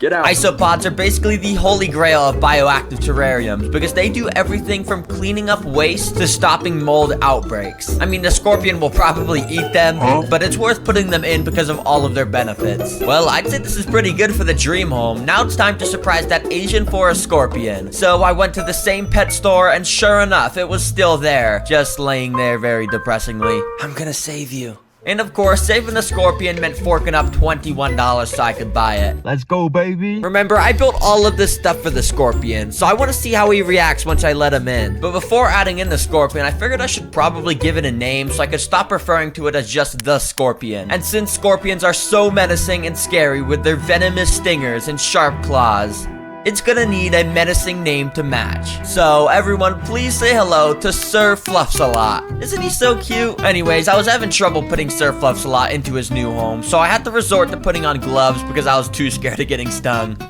Get off. No. Don't climb that. Do not climb out. Let go. Eventually, I was able to push him out into his dream home, and he absolutely loved it. Okay, to be fair, I don't know if he actually loved it, but he probably did, because he was, like, walking around and stuff. Anyways, now I want to utilize the insect dispenser, a dubia roach, and maybe he'll eat that. Roaches move around a lot more than mealworms, so this may activate Sir Fluffsalot predator instincts more. The dubia roaches scurried in towards the center of the ecosystem, right where the scorpion was resting. And apparently this roach here is extremely stupid, because he literally walked over to the scorpion and started to climb on it. Sir Fluffsalot tried to warn the roach by giving it a little kick, but the roach didn't really understand that it was standing right next to its death right now, and literally tried to climb into the scorpion's mouth. But despite all of this, Sir Fluffsalot simply did not attack or eat the dubia roach, a mealworm. Mealworms will probably be pretty easy to catch because they like barely even move. Bruh. So I dropped some down the slide of doom, and immediately the scorpion noticed. He slowly approached the stupid worms and... what? Okay, apparently he's just stepping on them and isn't even eating them. So I did some research to try and figure out why. And, oh, I'm stupid. You see, scorpions are nocturnal, so most of the day they actually spend sleeping and typically prefer to only hunt at night. And honestly, I don't understand why scorpions get to sleep the whole day, because when I sleep the whole day, I get called lazy and unproductive. But that's besides the point. It seems like Sir Fluffsalot was just trying to get some sleep. So instead, I waited until night and then dropped the final and juiciest prey in, crickets. Now Fluffy was ready to hunt. You may not see him now, but that's because he's sitting in his evil lair right behind a branch. I'm pretty sure he's waiting for innocent prey to stumble into a little hole he dug out right here, and then he'll kill them. Or maybe he's just still sleeping. But after a little while, a clueless cricket walked straight into it and couldn't get out. The cricket thought he was safe, but little did he know that the apex predator Sir Fluffsalot was watching his every move. When the time was right, Sir Fluffsalot leaped in and killed the cricket. Ooh, that's brutal. Fluffy now had a tasty meal for tonight to take back to his lair. The next morning, I wanted to test the fog machine with the Asian forest scorpions, so I turned that on and fog started to roll in. Honestly, I was expecting Sir Fluffsalot to react to the fog or something, but he kinda just sat there. Oh well, this machine will still be useful to make sure I can control the humidity levels and make sure the ecosystem has all the correct conditions. Sir Fluffsalot went from a tiny depressing little box to a big beautiful rainforest that mimics his natural environment. He seems to be enjoying himself, and he's gonna make a good addition to my pet collection. By the way, I have no idea what condition the one I'm gonna get is gonna be in, but I want to do my part to help. Hopefully we'll still be able to save it. Let's add this to the cart. And of course, I paid extra for one-day delivery, so this axolotl didn't have to spend any extra time in this box. Oh, I really hope this axolotl is okay. Okay, there's ice packs. That's a good sign. It's packaged well. Now for the moment of truth. Let's see this axolotl. The axolotl was alive, and so I quickly brought it over to this temporary tank so I could put her inside and get a better look. She was a beautiful black axolotl, almost 10 inches long, meaning this thing was fully grown. Now, I actually went and emailed the people I bought this from, and they told me when they got it, this axolotl was found at a pet shop. And when they got it, it had these massive white spots on it and even a chunk of its tail missing. But axolotls are amazing because they're one of the few animals that are able to regrow limbs literally from nothing. It's insane. And this girl had already made a substantial amount of progress in healing her tail, as you can see. But they also said that she's not fully recovered yet, and they said to add this chemical called a stress guard, which I have right here, as you can see. And yeah, basically this stuff will add a little bit of a slime coat to the axolotl's skin and help it recover even faster in this temporary tank. So it's my goal to get this axolotl fully thriving again by the end of the video, and while we wait for the stress guard to take effect, let's build its dream home, which every axolotl tank of course starts with the floor, which we'll start by adding in a layer of this aqua soil that will give the proper nutrients to all the cool plants we're gonna add in here. Then we're gonna cover that with a layer of sand so the soil won't make the water dirty at all. But for this build, I've got these. Like a bunch of black crystal rock stuff that I can just go and scatter all over the sand. Obviously, our rescue axolotl has this unique dark color. So for this whole enclosure, we're gonna be matching that theme as much as I can. As you can see, I got super small black rocks that are almost like sand, medium-sized pebbles, and even large stones, which adds a ton of variety all over the sand. Very nice. But now the tank needs some big rocks, and as you can see, I've got a few different types. But the choice of which to use is clear. You see, axolotls have super delicate skin that can easily scrape on stuff, and especially our rescue axolotl cannot afford to get scraped while he heals. So I'm going to use the smoothest stones here with no rough edges, which I put a few of those on the side, and I also got out some of these pieces of wood and kind of played around with them to see which style I liked most, and I ended up deciding on this with the two long pieces of branches on the two sides. But as you can see, I've kept the middle of this enclosure completely empty. That's because secondly, I'm going to be building an axolotl cave, which yes, will literally be a cave that looks like an axolotl's head, which, well, I mean, that's the plan at least. I don't know how well it's gonna go. And building this for the axolotl is gonna be perfect because in the wild, they absolutely love dark sheltered areas because it keeps them safe from predators. And I guess caves are made out of rocks, so I'll just start kind of stacking them around here. I bought a bunch of rocks, as you can see. And after measuring how wide the cave was gonna be, I decided to build it outside of the tank to make it easier. Basically, the plan is we line up the rocks in a kind of circular shape, and then we get out some spray foam and, well, we just start spraying to connect them all. Yeah, I love spray foam foam so much because it's so useful for all of my aquarium builds. Anyways, I continued to stack the rocks up more and more with spray foam till it ended up looking sort of like the shape of an axolotl head. We got the mouth as the entrance to the cave. Then I put on some giant googly eyes to, obviously be the eyes. And finally, axolotls, of course, have these little hairy things coming out of the side of their head. These are actually the axolotl's gills, which let it breathe, which obviously we had to put on this cave. So I got some of these dark red pipe cleaners and kind of just stuck them on the side of the rocks. All right, but as you can tell, this is obviously a little bit tacky. I mean, the spray foam is basically like a different color than the rocks. So that's why I'm gonna add some paint. And don't worry, I double checked to make sure this is aquarium safe once it dries. The last thing we need is paint toxicity for our injured axolotl. So yeah, I went and carved off all the excess spray foam and painted the parts that I thought would make it look better. And anyways, here is the final axolotl cave. And as you can tell, it's basically a one-on-one replica of our axolotl. So I went and put it inside, and well, boom, it is done. But you see, the coolest thing about this axolotl cave is if we go off and turn off, all the lights, the eyes glow in the dark, kinda. It's not even that dark in here. If it was pitch black, this would be kind of scary to be looking at at night, I'm not gonna lie. Anyways, before the rest of the build, you're probably wondering how the axolotl is doing. Well, she's actually doing really good. It's been about 8 hours since putting her in here, and you can tell she was being way more active, walking around thanks to that stress guard. But I've been doing even more research of how to heal the axolotl, and a lot of people are saying to use Indian almond leaves in the water. I didn't even know what those were, but I went out and bought some, of course. Whatever I can do to give the axolotl his best health, I will do. And I guess you just put them inside like that, and then just mix it around.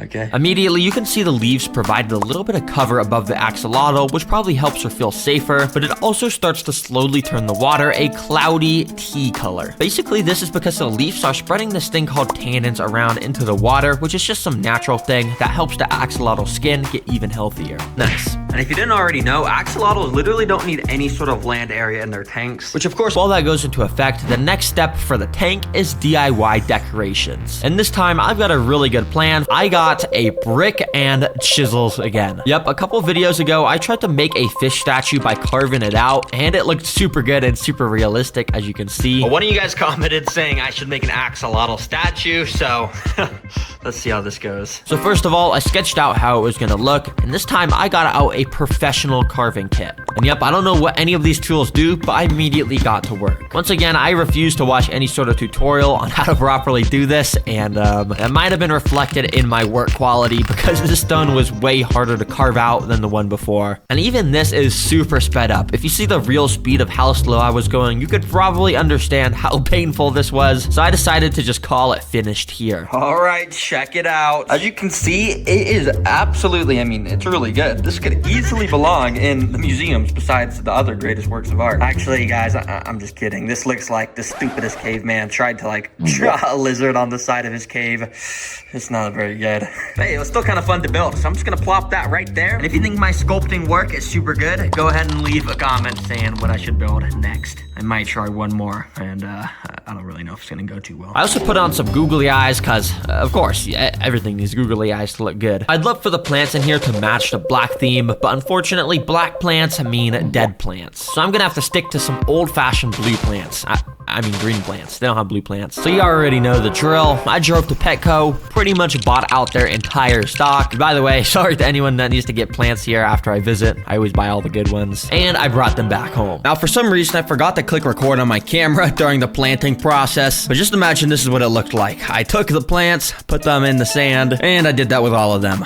Yep, pretty revolutionary stuff. Then I filled it with cycled water, which I also forgot to record, but by the end, it looked like this. But it's this thing. It's a circular air bubble maker, and it should give oxygen to this whole tank. I was just gonna go and put it inside, but I'm not gonna lie, I kind of wanted to see what it looked like in action before we filled up the tank. So I put it in this temporary one and check it out. Oh yeah, look at the bubbles. I don't know why every time I put one of these in my tanks, it makes me excited. And yeah, I kind of was just playing around with it a little bit too much, watching the bubbles go in weird directions. Anyways, which yep, I've got right here. And I'm gonna go and hang it right above the tank so I always know what's inside of here. So don't worry, to follow the outline of this picture. To make the drawing on the plaque, I first drew the pattern out of pencil, and if I thought any part looked bad, I erased it and redrew it. And by the end, the outline was pretty similar to the one on my phone. And don't worry, I know you can barely see this, so in order to actually engrave it into the plaque, I now had to use this wood burning thing. Basically, the end of this pen is like a bajillion degrees hot, and it literally burns the pattern into the wood. It's kind of like what I did in my camouflaged mantis video when I made the sticks black, but yeah, just much more controlled, and it didn't take too long to finish it all up. I even went and wrote what I was gonna name the axolotl at the top of the plaque. Yep, I'm naming it Black's the Axe. A lotl in parentheses. Because obviously, it's a black axolotl. I feel like that name fits and it rhymes. Black's the axe. Anyways, let's hang this up. So I went and hung it above the tank. It's time to get the axolotl inside and do tons of other fun stuff with him to give him the best life after being injured. Oh, Blacks, I got some good news for you. I don't know if you've ever been in a proper enclosure, but what I'm about to add you to definitely is. So I brought my new friend over to the enclosure and let him free. Immediately, he was already super active, exploring around the whole thing, which was a good sign. But I'm gonna be obviously doing more than just watching this guy. I have all these fun things that I want to test with this guy real quick. And the first one is food. Let's test 3 different food sources. They're axolotl pellets. I have a feeling that he's not gonna eat it as fast as those worms. That was like literally under a second, but let's try. Now this time, let's just say the axolotl wasn't too interested because it took seconds before she even did anything. But she did end up putting her nose right up to the pellet to figure out what was in front of her. You see, axolotls have pretty bad eyesight, so they usually rely on their nose to scope out stuff. And here, after giving the pellet a very, very thorough sniff, she eventually took a bite at it, tasted it in her mouth for like a second, and ultimately spat it back out. Okay, I guess she doesn't like pellets. Hey, it's some like freeze-dried bloodworms. Yeah, let me unpackage these. The goal is to see how quickly Blacks will eat each food source to see which she likes the most. And well, with these bloodworms, she was actually pretty interested because after like a second, she saw them and snapped, but she missed them. So she tried another attempt at eating them and failed again. But finally, she did actually get a hold of the rest of the worm, and boom, that only took like 10 seconds. Yeah, and she also looked so cute and happy after eating that. Dang, she must have been hungry. All right, these are proper earthworms, basically. Yeah, let's see how long this one takes. And this time, the axolotl must have set a world record because it only took a little over 1 second for her to get a hold of this worm and start devouring it. I mean, let's get an instant replay on that. Nah, look, she was ready for that worm, and yep, she was even happier after having this in her mouth because it must have tasted spectacular. Okay, this is good knowledge. I know to stick with the worms now. Anyways, about 10 minutes later, I noticed Blacks had walked herself into the axolotl cave that I'd built for her. Seems like she was just gonna chill in here for a bit. Hey, I'm glad she's liking it and using it. Now for the final thing I want to test with the axolotl that's currently in the cave is, well, a GoPro. Yep, I've got a GoPro that I'm gonna stick underwater and do some fun stuff with it. All right, click record, and let's switch to this camera, baby. Okay, I'm gonna start going underwater. And yeah, after getting it to the bottom and kind of just sticking it inside the cave, you can see the axolotl's body was actually right here. Yeah, it's kind of hard to see since the axolotl matches the color of the rocks, but yeah, she was just chilling in here. To see if I could lure her out, I actually went and picked up some more of her favorite food, which is the worms, of course. At first, I was kind of just waving them around in there, but she didn't really see them. Well, that was until this, when I put the worm a little deeper in, and just like that, the axolotl took it straight from my grip and was now devouring it. Yep, Blacks will never pass up on the opportunity to eat a nice juicy worm, and she was not letting me grab it back, so I decided to just let her have it. This is my harvester ant colony. Despite starting from a tiny little tube, over the past 30 days, the colony has expanded to an entirely new level. Over the month, I've documented their lifestyle, including them hunting, building shelter, eating, and more. I even introduced special predators and prey in order to simulate real-world scenarios in the wild. To understand how this all started, we gotta go back to day 1, where my entire colony was confined to a single tube. But while they may be small, they are already extremely powerful. To demonstrate this, I'm putting a live mealworm inside. The colony immediately went into defense mode, and the workers swarmed the worm. While half of the ants used their mandibles to crush the worm's exoskeleton, the other half gathered around the queen and larvae to protect them from the potential threat. Using their stingers, they injected a potent venom into the worm to paralyze it. The mealworm stood no chance. The colony was getting way too big for this tiny tube, and they were even trying to break their way out. So I figured now is a good time to expand them into a bigger home. This is a hybrid nest, and it's gonna be their new home. So I connected vinyl tubing, and soon enough, one of the ants started to walk towards the new nest. After discovering it, she traveled back to her home to tell the rest of the colony about the newfound land. And slowly, over the rest of the day, everyone moved into the nest. I let the colony get used to their new home for a few days, but by day 6, I was bored of just looking at the ants in a plastic nest. So I wanted to build their first real-world habitat with live prey and predators, a desert. For the build, I built up the substrate starting with a drainage layer, and then I added in a mix of sand and coconut fiber for the floor. I finally added in rocks, wood, and cacti to make it, you know, a desert. The desert was complete, so I connected the ants with another vinyl tube, and quickly a couple workers ventured into the uncharted territory. While the ants liked the desert, they had to be careful to avoid the deadly predators. Anyways, I wanted to add a desert-themed prey into this habitat to give the ants a solid protein source. So let me introduce you to Mexican jumping beans. These guys may just look like giant seeds, but in reality, they move. That's because inside of each of these beans is a little caterpillar that would eventually turn into a beautiful moth. But these caterpillars will not be turning into moths because the ants are going to eat them. Now, to be honest, I thought the ants would just swarm the jumping beans and dig their way into them, but in reality, they didn't really react to them. So I had to expose the juicy prey inside by cutting them open myself and putting them right next to some of the colony. And well, it's safe to say that the ants enjoyed the soft membrane caterpillars that they could split in half with their mandibles. Okay, that's actually pretty brutal if I'm being honest. The colony slowly started to build up their food supply at their home base with seeds and the caterpillars. And of course, the excess food led the queen to start laying more and more eggs. In order to give a reason for the colony to explore further into this desert, I sprinkled some of their favorite food around the habitat, dandelion seeds. And let's just say those seeds made the ants start swarming into the desert, and everyone was doing their part to take food back to the queen. But one of the ants traveled a little too far into the desert and came across this little pit. Thinking it was nothing, he made the worst decision of his life and walked into it. Something was attacking, and the ant could do nothing about it. You see, earlier that day, I had placed antlion larvae into the desert. These guys create little holes in the sand and wait for an unlucky ant like this guy to stumble in. But this ant wasn't going to die without a fight and grabbed on with his mandibles. The antlion was actually losing and didn't even have a grip on the ant. But the antlion was smarter and used his ability to burrow and pulled the ant under the sand, never to be seen again. So to prepare for all the new ants, I'm gonna build another entire habitat for the ants to explore with all the new predators and prey. So in this weirdly shaped terrarium, I'm building a rainforest. Honestly, it's a little complicated on how I built it, so I'm just gonna show you these sped up clips, and there we go. I'm gonna first fill up this rainforest with some Kentucky bluegrass seeds. And then I've also got some flightless fruit flies for the ants to get even more food.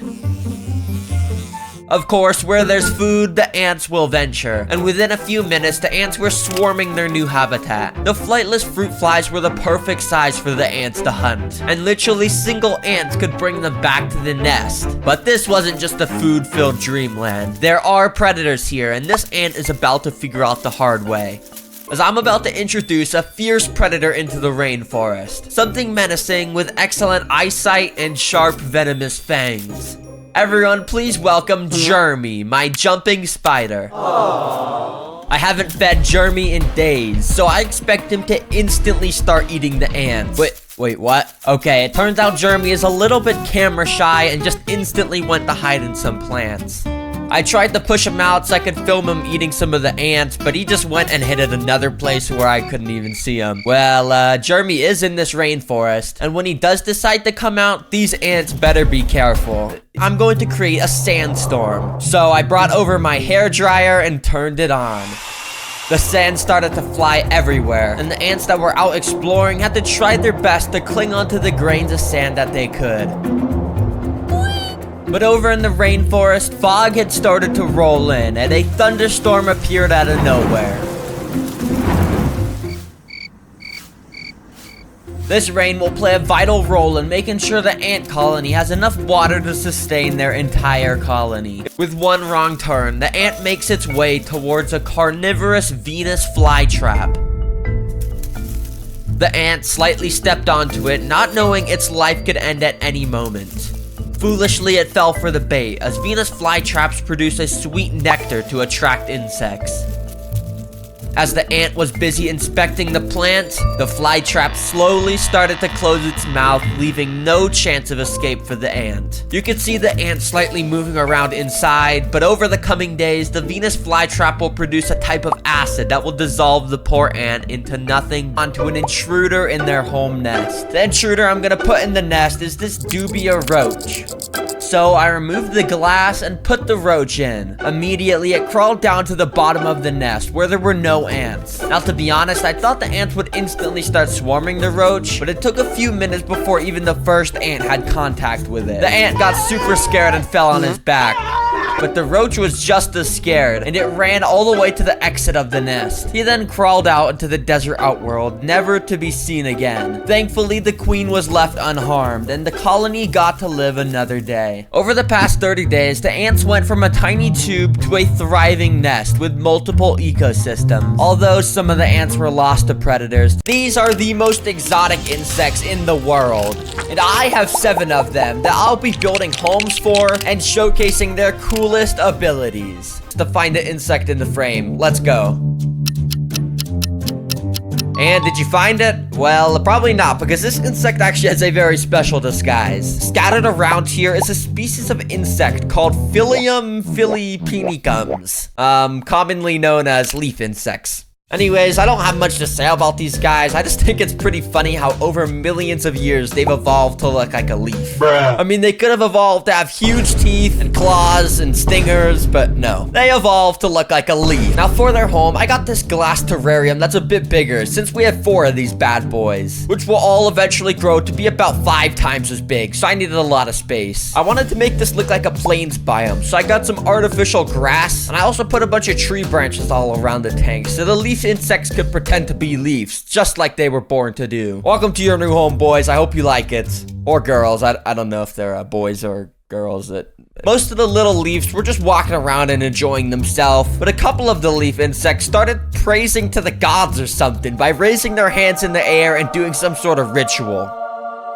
Anyways, these guys' diet consists mostly of themselves. And by that, I mean they eat leaves. So yeah, they're basically cannibals. But their absolute favorite food is blackberries. So of course, I put some of those around the tank. Well, this is pretty good. I think these leaves are gonna live a fantastical life in here. Now, this is straight up an exotic insect. I mean, it literally looks like it's from the future. This species has some of the largest mandibles out of any beetle species. And honestly, those big sharp mandibles make me too scared to pick it up. So instead, I just picked it up with this plastic lid. For its enclosure, I'm using this 14 by 8 inch tank. And watch this, when I clap my hands in front of the terrarium, it's gonna be instantly built. 3, 2, 1, boom! Now that's a super clean transition. As you can see, there's tons of stuff in here like bark and sphagnum moss that will be perfect for the beetle to hide under. And speaking of the beetle, I of course need to give this guy a name. And since, you know, it's the best and coolest beetle ever, I'm gonna name him Paul McCartney. Because, you know, I just feel like that name fits him pretty well. You know, he looks like a Paul. Anyways, despite Paul having these absolutely massive mandibles, he doesn't even use them to eat prey because he's a boring herbivore. So to feed him, I just got an orange and put it inside. I also put some of this beetle jelly because I think they like eating this too. But Paul is a male beetle and he looks pretty lonely if I'm being honest.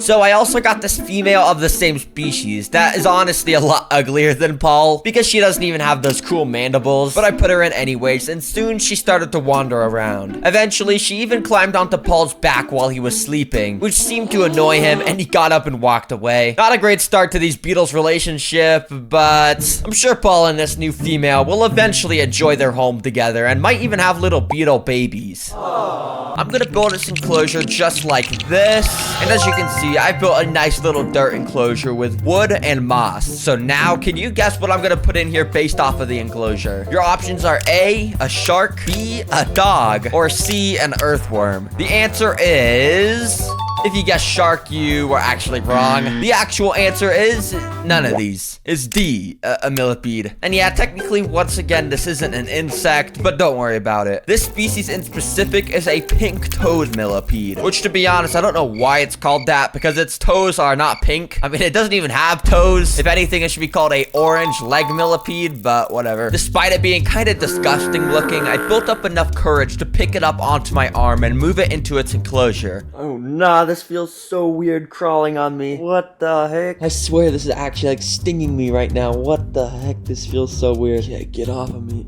You see, millipedes have hundreds of legs, which helps them grip onto stuff and allows them to even walk upside down.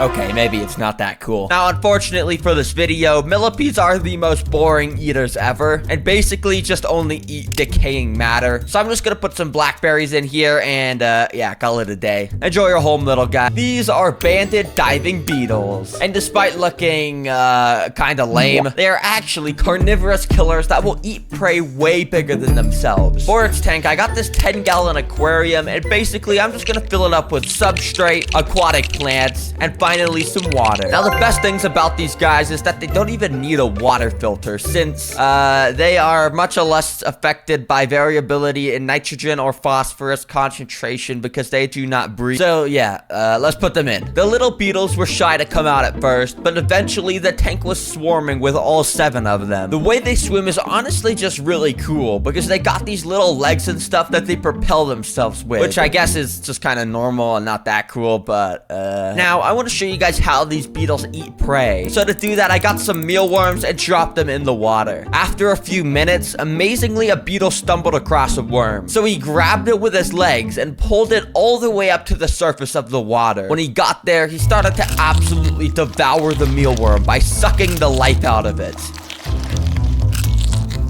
A couple more of the aquatic beetles found some more mealworms, so soon enough, the entire tank was feeding on these guys. The next day, I came back to find these little lifeless mealworm exoskeletons laying around the floor. Clearly, the beetles had enjoyed their meals. Asian mantis.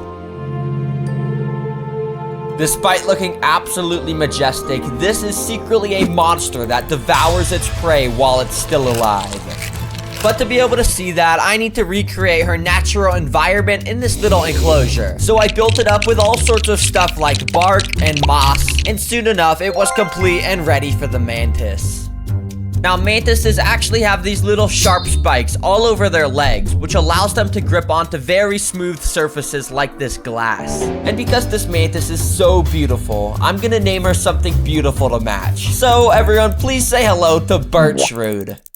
But Birchroot wasn't the only thing alive in this enclosure, as just earlier I had put a couple crickets inside. Immediately after, Birchroot sensed them and rushed in towards the prey with killer instincts. Seconds later, the cricket was now getting crushed by Birchroot's claws and ripped apart by her alien mouth. But whilst the mantis was enjoying her meal, another cricket walked by. So she snatched that up and started to eat 2 crickets at once.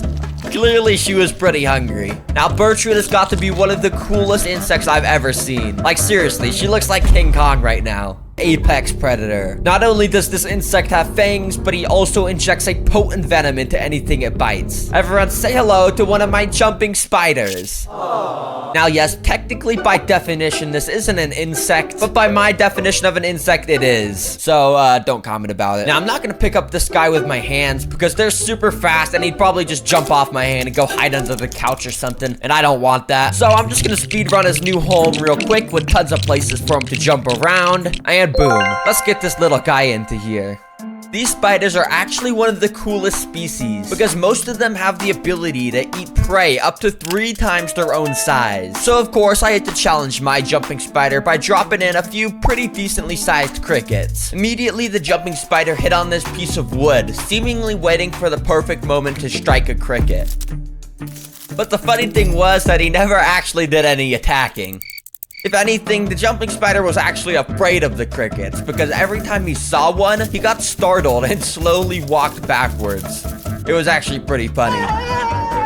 So to feed him, I got a couple smaller crickets and put those inside hoping he would eat those, but it kind of still seemed like he was scared of those as well. Well, I guess this guy's just not hungry right now, so in the future, if he still doesn't eat any crickets, I'll try feeding him some smaller worms and stuff. But for now, let's move on. Well, this is just a box, but inside of it, the cow killer awaits. Now, the actual name of this is a velvet ant, but the legend has it that its sting is strong enough to kill a literal cow, hence why people call it the cow killer, and I'm about to have it crawl on my bare skin. But before that, I need to have its enclosure finished, so I have a place to, put it so it's not just stuck crawling on my arm. These guys live in the deserts in the wild, so I'm gonna quickly recreate that here by doing another super cool transition. Watch this. As I squeeze my hands in, the desert magically appears. Wow. Okay, now that's actually super cool transition. That deserves a subscribe. Seriously, subscribe. Scroll down right now and click subscribe. Please, I am begging you. As you can see, I got a heat lamp to make this place nice and hot, and also lots of little places for the cow killer to hide under. Speaking of the cow killer, I should probably stop stalling and just get to opening it up. So I opened up the box, and apparently I accidentally bought a dead taxidermied cow killer and not a real alive one. So of course I went to buy an actual alive one online, and unfortunately I found out that you can only get one when they're in season through July to October. And since it's April right now, I found out that it's literally impossible to get a cow killer now. So yeah, sorry for sort of clickbaiting. Bed bugs are tiny parasites that hide in your bed and suck your blood while you sleep. A website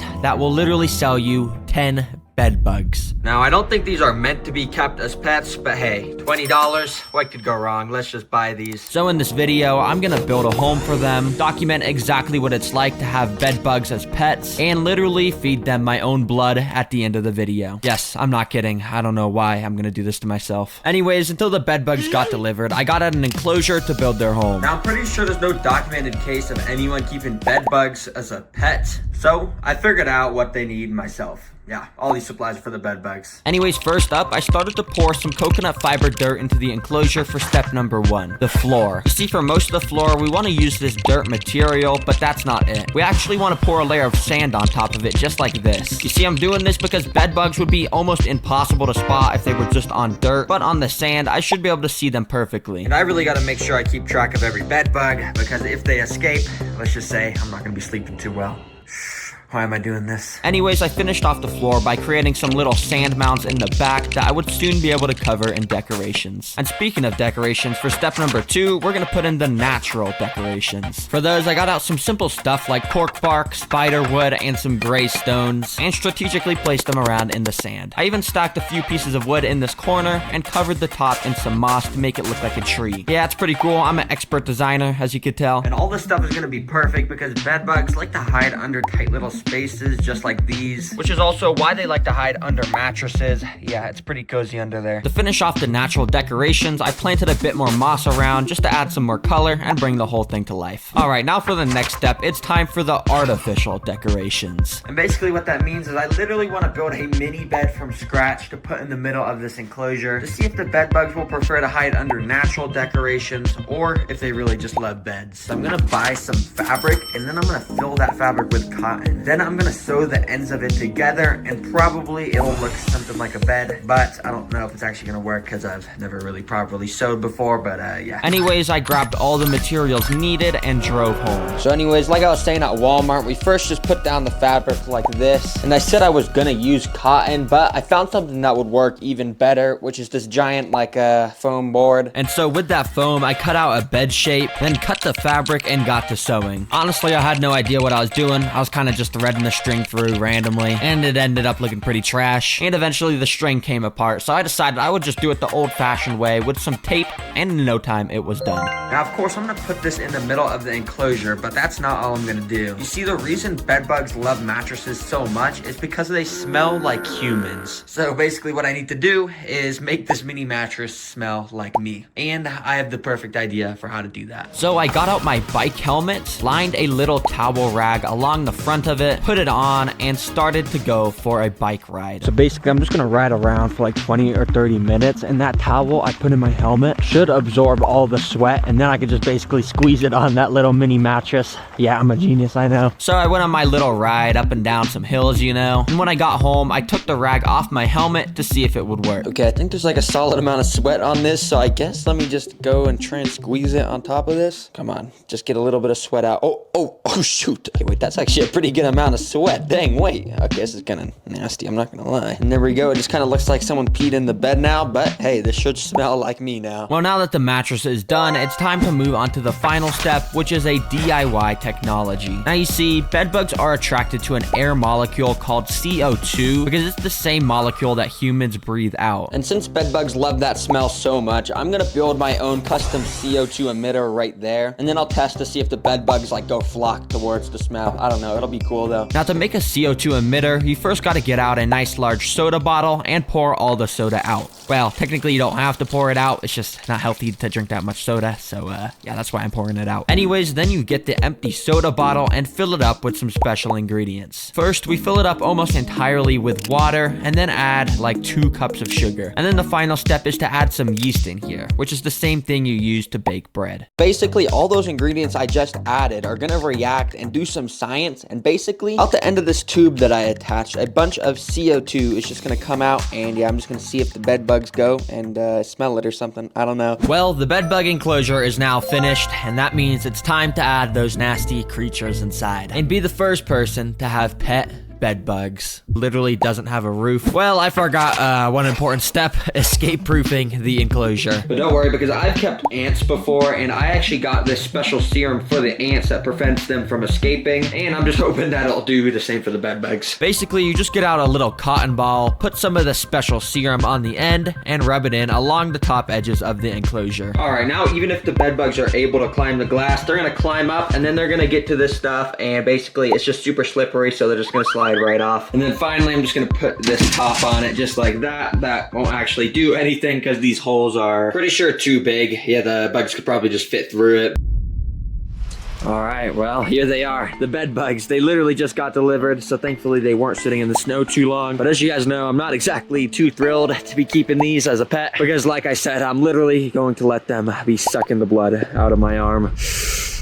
I don't know why I do this, man. But let me just get them in the enclosure I built for them. So I brought them to my table, cut the tape, and lifted the flaps. Oh my gosh. I think they're inside of this thing in here. Okay, I guess let me just get this out. And bro, genuinely, if these things escape, my mom is going to be so mad. And speaking of escape, you might be wondering, how will I prevent them from escaping? Considering the enclosure I made, opened the top of it, and dumped about half of the 10 inside of the enclosure. Immediately, one of the bed bugs started to scurry around his new home looking for cover and went straight into a dark spot under the nearest rock. But a few seconds later, I saw this bed bug and he actually ran straight over to the little bed mattress I had made. And after crawling on it for a minute, he set up camp in a little piece of cork bark right next to it. I guess the fact that I had made the mattress smell just like me was working really well, because over the next minute, I saw 2 more of the bed bugs just chilling on the mattress too. Dang, that's actually cool how they all just went onto this little mini mattress I made instead of all the other decorations. But to be honest, I've kind of already lost track of every single one I put in. Yeah, they're just so small. But the reason bed bugs are so small is so they can go undetected while hiding in people's beds. And when they find a victim to suck the blood of, they can literally get more than double in size with how much they suck. Anyways, bed bugs are nocturnal because obviously they feed on people at night. So in order to get them to suck my arm, I'm gonna bring my mom in here at night, show my new pet to her, and then get her to film me getting bit. This is not gonna be fun, but let's just go cut to then.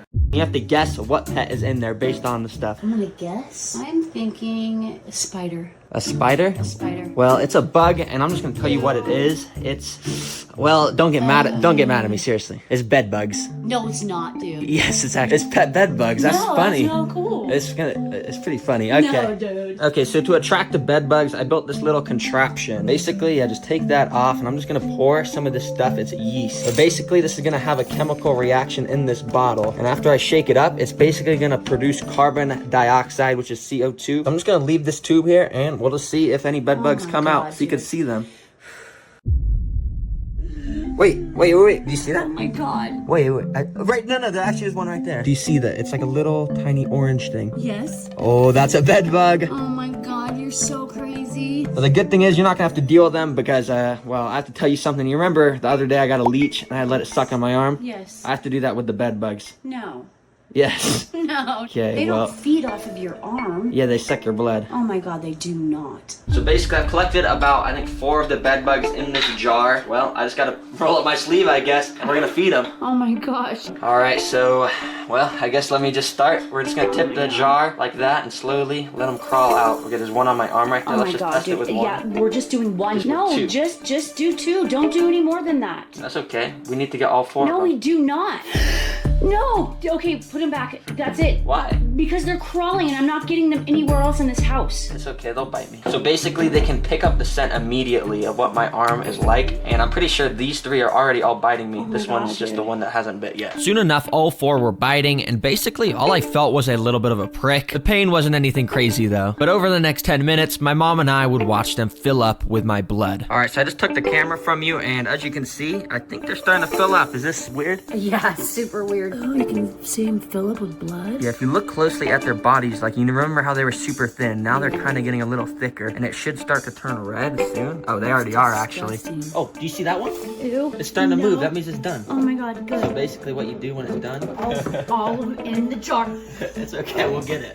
Don't worry. You see, basically when they start moving, that's when they're done feeding. So I put 2 of them back in the jar since they were done. Then a couple minutes later, another one finished, and then the final one a few minutes after that. All right, and then the last one is in its jar. We're done. That's how you feed your pet bed bugs. Oh, right. Don't ever do this to anyone. All right. This is a toe biter. Yeah, might sound funny, but these little bugs live in lakes and spend all day eating everything they lay their eyes on. And to humans, they're known for injecting venom into toes, causing extreme amounts of pain. So I found this website that will sell me some to keep as pets. Yep, I'm gonna build them a home in this fish tank. Let's buy 2 of these. Let's see how this goes. And you already know, the delivery drivers worked overtime to get these to me as soon as possible. So I cut it open so I could get out the containers. Supposedly, the bugs were inside. All right, let's see these. Oh, shoot. No, this thing's massive. Since it was kind of hard to get a good look at them in these containers, I got out this temporary tank and put them in. I was very careful because supposedly these guys have wings, meaning they could just fly out to my toes and start biting them if I wasn't careful. Anyways, now we can really see how absolutely vicious these guys are with their insanely sharp pincher forceps that they actually use to latch onto prey in the wild. Then, using a little sharp mouthpiece they have, they inject a special type of venom into prey that turns the inside of their body into liquid that they then proceed to slurp up like a smoothie. Yeah, I really hope these guys don't escape while making this video. But anyways, let's just build them a home and keep them as pets. This can't go well, but the first step is to make the background of their home. To make this look good, I wanted to put this black board along the back. That way the tank would have more of this dark feel that matches how creepy the toe biters are. Then I got out some spray foam. Yep, wouldn't be a TerraGreen video without it. But this time I used the foam to connect all these pieces of cork bark along the back to add some sort of natural feel to it. I even went and covered all the excess spray foam with some dirt so it wouldn't be as ugly. But the coolest thing is, as you can see, is I actually hid some of these plant pots along the top. Basically, it's gonna allow me to plant some beautiful plants in here, and it's gonna be super luscious by the end of the video, probably. But to really complete this backdrop, we need to add these. These are called sticks. Yep, and we're gonna put these along the back wall. If you didn't know, sticks are really cool because they grow from trees, and they're actually made of wood. I'm just kidding, guys. I know you guys all know what sticks are. I don't know why I'm explaining this. Anyways, yeah, I put so many of these sticks along the back because I really wanted to make this place look like some underwater mangrove swamp with so many roots everywhere. I'm already loving how this is coming together, and we're not even on step 2, which is actually to make the floor and decorations. For this build, I just wanted to use this simple gravel material for the floor. But along with it, I've also got this, which I've never actually used before. It's a little underground cave that goes up against the glass. Basically, after we go and fill up the rest of this floor with gravel, you can see this cave stays as an open area that stuff can go inside. And maybe our toe biters will come and chill in here here, or maybe some of the prey we add will come and hide in here, for as long as they can, of course. Now you're probably wondering why I didn't add any of this aqua soil like I usually do. And well, that's because I'm not gonna put any sort of plants in here this time. Instead, I want it to look like some abandoned swampy area with super murky water. And we do that by putting a ton of natural materials around, like this big driftwood piece coming out the middle, and then a bunch of smaller stuff, like these dead leaves, some mini pine cones, and little sticks. But most importantly, I've got some beta miracle leaves. Oh yeah, I don't know why they're called miracle leaves, but hopefully they spread some sort of miracle around the tank. Something like that, surely. But actually, I kind of do know why these are called miracle leaves. Because if I go and fill up this floor area with just a bit of water, you can see over the span of about an hour, it starts to turn into this brown, murky color. That's because those leaves and all the other natural stuff I added inside is spreading around tannins in the water, which turns it this color. And it's actually super healthy for any fish or bugs that would live in here. Dang, the more you know. Anyways, I drained that while I continued on with the build by putting in a few lava rocks and covering them in a bit of the sphagnum moss, which I also put all over the background of the enclosure. Finally, the most important decoration is some little mini plastic boots. Yeah, because we all know at the bottom of every lake and stuff, they just got like boots and stuff. At least that's what all the fishing games I've played have told me. Yeah, I got some pretty cool decorations, as you can see. I'm just gonna put that there. Now for my favorite part of each of these weird pet videos, the DIY decorations. And for the first one, let's make some pictures. Yup, I literally went out and bought these mini dollhouse picture frames. I'm just gonna scatter all around the enclosure with funny pictures of toe biters. And to make some funny pictures, I gotta do some photoshopping. I'm a Photoshop master, so this should go pretty well. First of all, I used my expert skills to make a picture of a toe biter eating one of its favorite foods ever, a frog. Yes, they actually eat frogs in the wild. Then I made this picture of a toe biter flying in the air with beautiful angel wings. Because yeah, like I said, they can actually fly with their actual wings, but they don't look as majestical as these angel wings, of course. Finally, I found this picture of what it looks like when a toe biter lays eggs. Yeah, apparently they literally keep them on their back until they hatch. So I put a bunch of baby toe biters all around this mom toe biter. Then we just gotta go and print out these fantastical pictures. And yes, I finally got a printer at my house, so I don't gotta go to the store no more. And wait, no, what the heck is this, bruh? Oh my gosh. Oh my gosh, I forgot you gotta buy color for the ink. Okay, I guess I gotta go to the store anyways. Please do that, by the way. Yeah, so I drove to the printing store to get the photos instead. Anyways, when I got home, I cut out all the little images and put them inside their frames. As you can see, I obviously have the ones I photoshopped, but I also found this picture of all the toe biters' favorite foods, like insects and fish, so they can daydream about them all day. And I also found this picture on Google of some crazy person who willingly let this thing bite him. Why the heck would you do that, bro?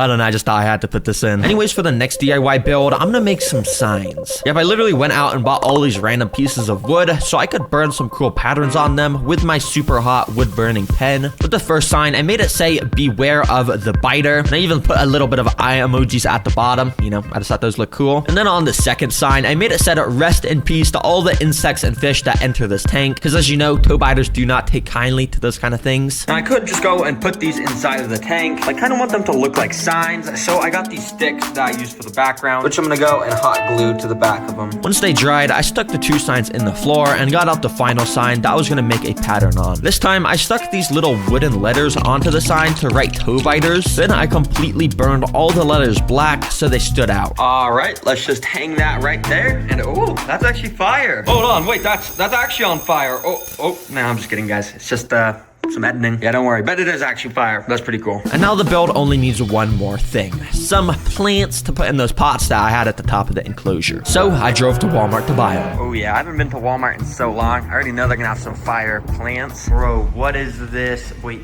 this is the entire plant section? Yeah, I don't know what my Walmart is doing, because why the heck is there only like 5 plants here? None of these plants are even the right type, and they would all die in the water. Come on, Walmart. Hashtag bring back the plants. Everyone comment that. We actually got to bring back these plants. Anyways, I went home and instead just got out these terrarium plants that I had sitting in my garage. Listen, guys, I tried to go to Walmart. I know you guys get mad at me whenever I don't, but hopefully this is good enough for you guys. And anyways, once the plants were inside, I filled it up with water, and as you can see, it turned super brown from all the tannins, of course, which is perfect. That's exactly how I wanted it. And yep, this is now 100% complete. We don't need a filter or anything because toe biters are extremely resilient to water. So the next thing is to literally just get these guys inside. Okay, I gotta be extremely cautious with this. I have no idea how I'm gonna do this. I'm just gonna, okay, 3, 2, one quickly, pick it up. Oh, they both fell off. No.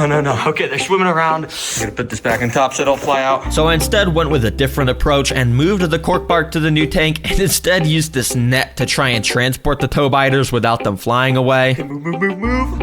Okay. Thankfully, it was a little bit more successful, so I did the same with the other toe biter, and you can see they both just swam straight down to grab onto something, and they stayed completely still. But they do this for a purpose. You see, toe biters have evolved to have the exact same pattern and shape as a dead leaf, and they stay completely still till some prey swims by them. Then they pounce on it. So you already know, let's test the 3 food sources with these guys. You see, insects are great and all, but in order for my toe biters to be healthy and thriving, they need to eat fish, because that's what they eat in the wild mostly. And thankfully online, there's tons of websites that sell feeder fish just for this purpose. So I bought 2 of them so we can get our pet toe biters their proper nutritions. The next day, they got delivered, so I got them ready to feed. All right, let's do this. And I even got my GoPro so I can get some nice underwater shots of these toe biters eating. Let's dump one of these fish inside. The fish that I had put inside immediately started swimming around. But little did he know that this was the home of my pet toe biters, which were secretly sitting right next to him, watching his every move. And only a couple minutes later, he got a little too curious and started swimming near the toe biter. The toe biter was preparing to strike, but he had to wait for the perfect opportunity in order to not scare the fish away. And when the moment was right, he pounced off the rocks and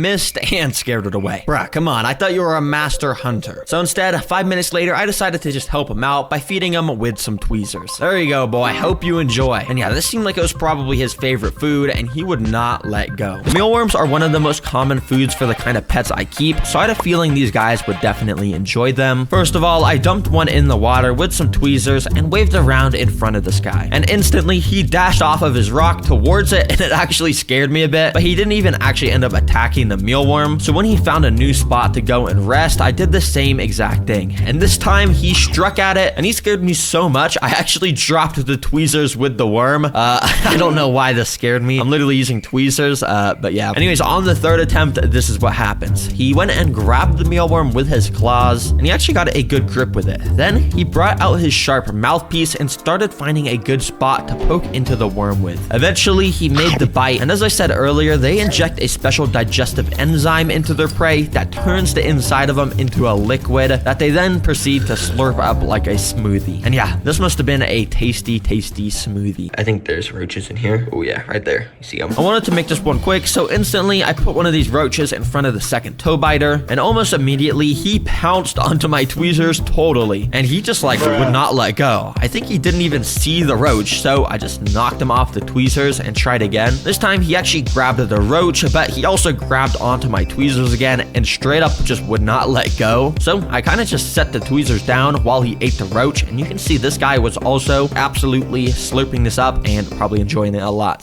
1 month ago, this rainforest was nothing but a barren wasteland. But as time went on, predators evolved and prey fell. Even natural disasters would ravage the ecosystem. But despite the dangers, some animals went on to thrive. Although it started from nothing, in every blank slate lies a tale waiting to be told. So here is the story of my 30-day rainforest simulation. On day 1, the beginnings of the rainforest were constructed. Earth was layered, moss was spread, and plants emerged. As greenery took over, our journey of life was only just beginning. Because hidden deep under the soil, something was alive.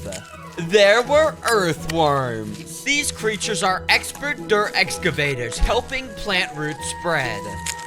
While they dig, earthworms also decompose decaying material within the soil, transforming it into food for the plants above. With just these little worms and the plants, this ecosystem would be able to thrive for years on its own. The ecosystem was falling apart, and the worms could do nothing to save it. Are you serious right now, bro? The ecosystem needed to be saved, as I still had insane plans for upcoming stuff. I had to introduce a top-tier predator to the rainforest, a creature that would demolish the cricket's population. Let me introduce you to the Australian white tree frog. This fierce predator of the rainforest should do the job of eating the crickets perfectly. And as soon as I let him go, the hunt begun. crickets were breeding. And while they may look cool, these crickets were very, very hungry. They were starting to eat every single plant they laid their eyes on. The crickets could feel its presence and they tried to hide. But it was no use. The frog had his eye on multiple crickets. And the helpless insects could do nothing about it.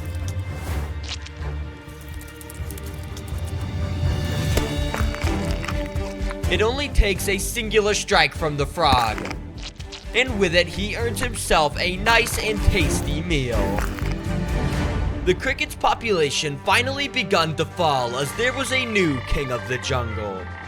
And sustainable once again, and along with this newfound peace, something else appeared. A thick and misty fog started to roll in. While the rainforest had seen some rain prior, today the forest was about to see its biggest storm yet. Out of nowhere, thunder appeared and the rain started to pour down. This would be a long storm, so the animals had to buckle down. The frog quickly retreated behind a log, while the worms burrowed under the ground even further. It was intense, and the winds even blew away some of the leaves. But after 2 days, it finally started to calm. As the rain clouds receded, it was obvious what they had left behind. A tiny little pond had been formed. And while it was small, this water would allow for an entirely new type of life to thrive. In fact, if we zoom in, that life is already visible. Springtails. All over the surface of the water were these micro insects.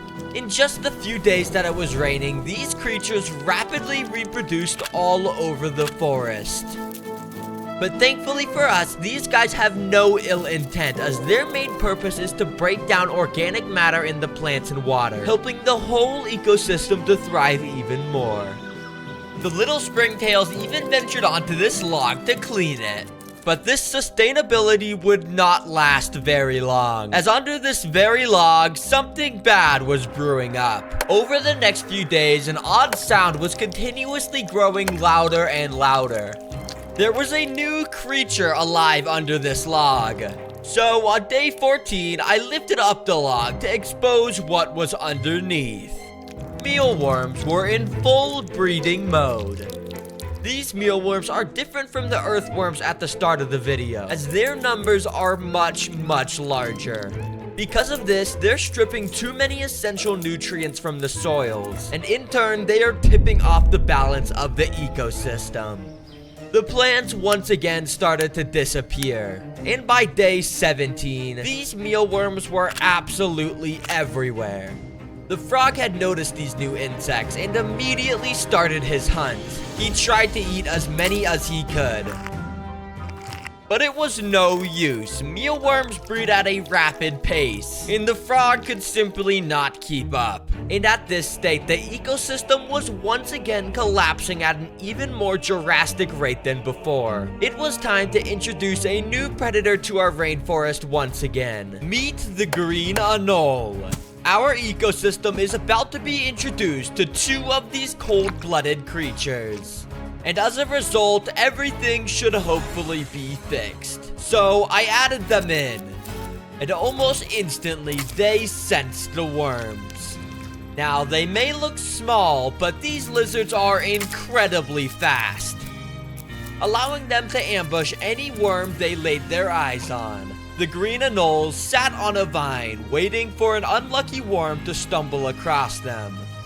And while they were waiting, one of them even turned brown to blend in with the stick that he was on. It didn't take long until their first unlucky victim stumbled in. And of course, the encounter didn't last long. The mealworm population finally started to fall one after one. Our lizard duo had successfully saved the ecosystem. And as day turned to night on day 23, I decided to let a few more crickets into the enclosure to show you just how quick these green anoles really are. Within seconds, the lizards noticed the insects, and their tiny little eyes locked onto their targets. The crickets had mere moments to be alive. All of a sudden, one of the lizards dashed into his prey through the darkness so fast that I didn't even catch him eating the cricket.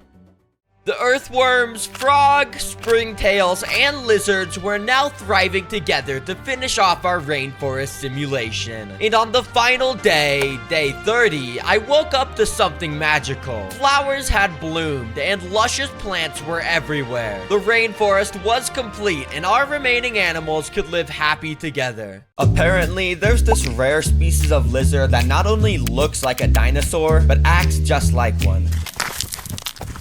The name of it is a frilled dragon, and it looks very deadly. But despite how dangerous it looks, I found this website that sells legal exotic animals, including this dinosaur, for $800. So yeah, basically I'm gonna buy this, build it at home, and try to keep it as a pet. And I don't know how hard that is gonna be, because as you've already seen, this thing is literally that thing's a demon. I mean, look at that. But anyways, let's just buy this thing. And in this video, I'll be judging how good of a pet a dinosaur actually is by doing stuff like taking it outside like a dog. Yeah, this video is crazy. But before any of that, I first have to wait for it to be delivered, which is going to take about a week. So in the meantime, let's build this thing its dream home with everything it could possibly want. And to do that, well, I've got a lot of stuff.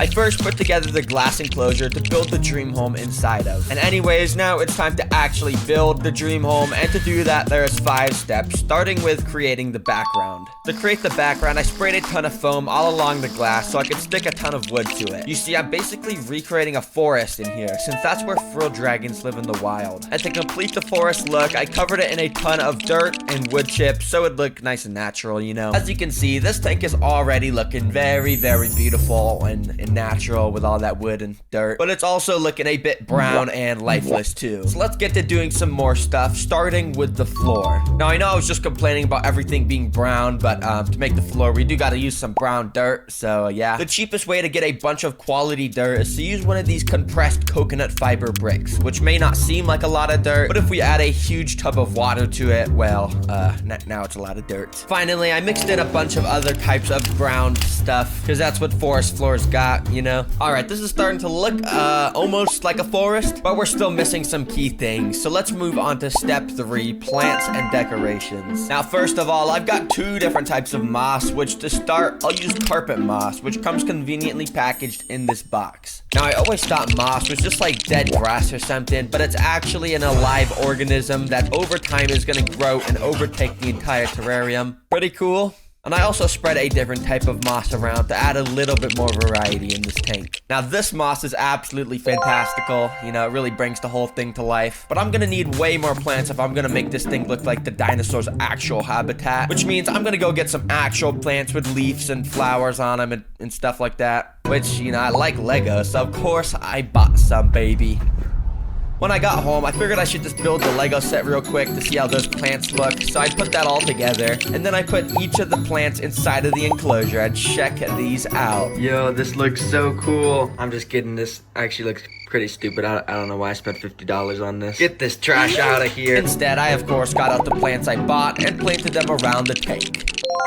There we go, this tank is starting to come together well now. But in order to complete the decorations, I need to add a huge piece of wood that goes diagonally from the bottom of the tank to the top of the tank, so that the dinosaur will be able to have easy access to the heat lamp that will be at the top. And this is the only wood I have right now. Definitely not enough to get to the top. So in order to get some more wood, I went outside to find some. Okay, so I basically just need to get some sort of branch that's nice and thick and long, and that's kind of too thin. I need something that's not gonna snap under the pressure of the dinosaur, and yeah, that one kind of sucks too. But oh, this one actually looks pretty good. Look at this, my hand kind of wraps around it. That's good thickness. So I went inside and grabbed the biggest knife from my kitchen, and I got to sawing. This should only take like 30 minutes. I'll be done soon. Eventually, I was able to get this fantastical piece of wood that would work perfectly, so I quickly hosed it down to remove dirt and insects and stuff, and brought it back inside. After breaking it down so it would fit, I put it in place and covered the bottom with some more wood. And boom, the decorations are complete in here. But of course, I'm not just gonna leave the tank like this. We've got to first add in some technologies to make this the best enclosure ever. It's a water bowl. Yeah, so you know the dinosaur can get a drink of water and stuff. Now, even though I added in this amazing water dish, frilled dragons actually never drink from it. They actually just use it as a bathroom box, which is actually an automatic humidifier. You see, frilled dragons need the humidity in their enclosure to be pretty high, and basically this, well, you know, it humidifies the enclosure by spraying water everywhere. I got out this water pump, put it in a container of water, and linked it up with some tubing. Now, when I turn it on, it creates this nice little flow of water, which frilled dragons will actually drink from. Well, now, there's just one more thing to build before I add the frilled dragon in, and that is heat. And basically what that means is I need to recreate the sun in this enclosure. To do that, I got a heavy-duty heat lamp and an expensive top-quality UV bulb that recreates the same UV rays that the sun does. I also got another lamp with a high-intensity heat bulb because frilled dragons like it to be extremely hot in their homes. To test the temperature, I hooked up a thermometer, and as you can see, it reached up to 100 degrees in the basking spot, which is perfect. Finally, I put a bit of aluminum foil on top to keep the heat and humidity inside. Okay, well, the frilled dragon's home is now complete, and well, it's time to add it inside. And the next day, I got a notification on my phone saying the package was ready for pickup, so I drove out to FedEx. Alright, so I just got back from FedEx, and I just picked up this box, which is probably the frilled dragon. I mean, it says live animal. Hopefully it didn't give me the wrong package. But anyways, I'm gonna take this thing inside and put it in the cage, and oh, there's some chickens right there. Bruh. I might gotta show these guys to the dinosaur. They're gonna be good friends. But before I do anything like that, let's just start by opening up this box. Oh my gosh, I can kind of see the dinosaur right now, and well, it's definitely a dinosaur. Now that I have the frilled dragon, I'm gonna find out if dinosaurs are actually good pets by doing stuff like feeding it, taking it outside, and even more. But first, let's get this guy in the enclosure. Now, this may not look like a dinosaur just yet, but that's because its thing on its neck only comes out on special occasions. But trust me, I will be showing you exactly what it looks like later in the video. Okay, well, the dinosaur is in its enclosure right now, and honestly, I'm still scared to get within a 5-foot radius of this thing. Like, I have no idea if this is as ferocious as those videos made it out to be, but I guess we're gonna find out. For now, I already know this guy is very hungry and thirsty from spending a day in that shipping container, and as you can see, his water bowl is already messed up because he was like jumping around and pooping in there like I thought he would. So to give him a drink of water, I turned my water pump on a very low setting, which made little drops of water fall above the dinosaur. Immediately, he started to stick out his tongue and take little sips of it, which is actually pretty cool to watch. Then he just started to bask in it like he was taking a shower. Dang, maybe this guy isn't as ferocious as I thought. He actually looks pretty chill right now. I got a bag of some pretty big crickets. Bruh, what are these guys all running around in here for? It's not like you guys gonna escape. They're just jumping around. Are you guys stupid? And literally immediately after I put a bunch of them in, the dinosaur started to go crazy, as you can see, jumping all around the enclosure to get a nice juicy meal. And to show you just how cool it is when the frilled dragon hunts, I hired a professional nature documentary narrator to tell you what's going on. Look at this. In this small, recreated prehistoric world, a cricket enjoys a quiet meal of moss. But nearby, the frilled dragon, a creature with roots deep in ancient history, has spotted the movement. Suddenly, the dragon's head snaps towards the cricket. In an instant, it leaps forward, jaws closing around the cricket with precision. The cricket's meal is cut short, now being completely devoured by one of nature's best hunters. Now, as you can see, that was very cool, and the dinosaur is a very good hunter. So to rank how good of a pet this dinosaur is, I'm gonna rank a bunch of different factors, and because it was super cool watching this guy drink and eat, I'm gonna give Care a 9 out of 10. Yeah, 9 out of 10. That's a pretty good score. Good job, bro. But another important factor that goes into a pet being good is how friendly it is and whether or not it lets you handle it. Now, dogs are the perfect example example of this. You know, they're super fluffy and nice, and they pretty much never bite you. But frilled dragons, on the other hand, yeah, I mean, based off the videos I've seen, they are not friendly at all. All right, this is the moment of truth. I'm gonna figure out if this guy's gonna let me hold him. And to make sure I don't get bit, I've got some hand protection, as you can see. I'm just gonna go start by trying to pet him. Okay, there we go. Okay, we're petting him, and it seems like he's chill with that. I'm just gonna be very gentle.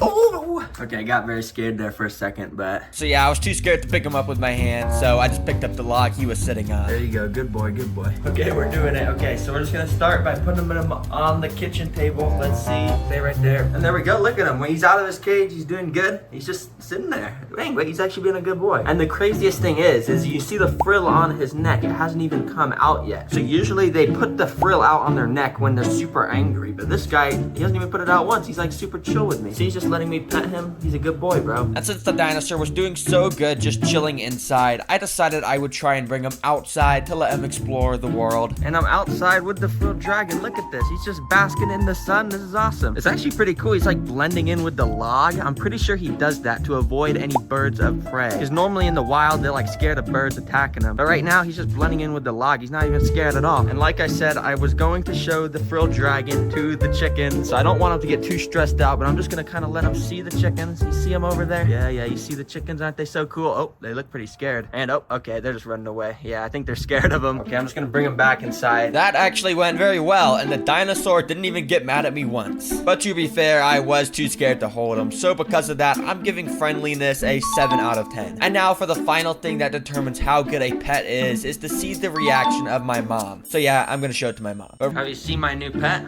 No. All right, so the lizard is in this giant enclosure right here. Do you see it? Yeah. So yeah, it's basically right there. And, or do you know what kind of lizard it is though? It looks like a little dinosaur. A dinosaur, what? Yeah. Yeah. That's why I got it. It looks like a dinosaur. And guess how much it costs? I don't know. It cost $800. No, it did not. It cost $800.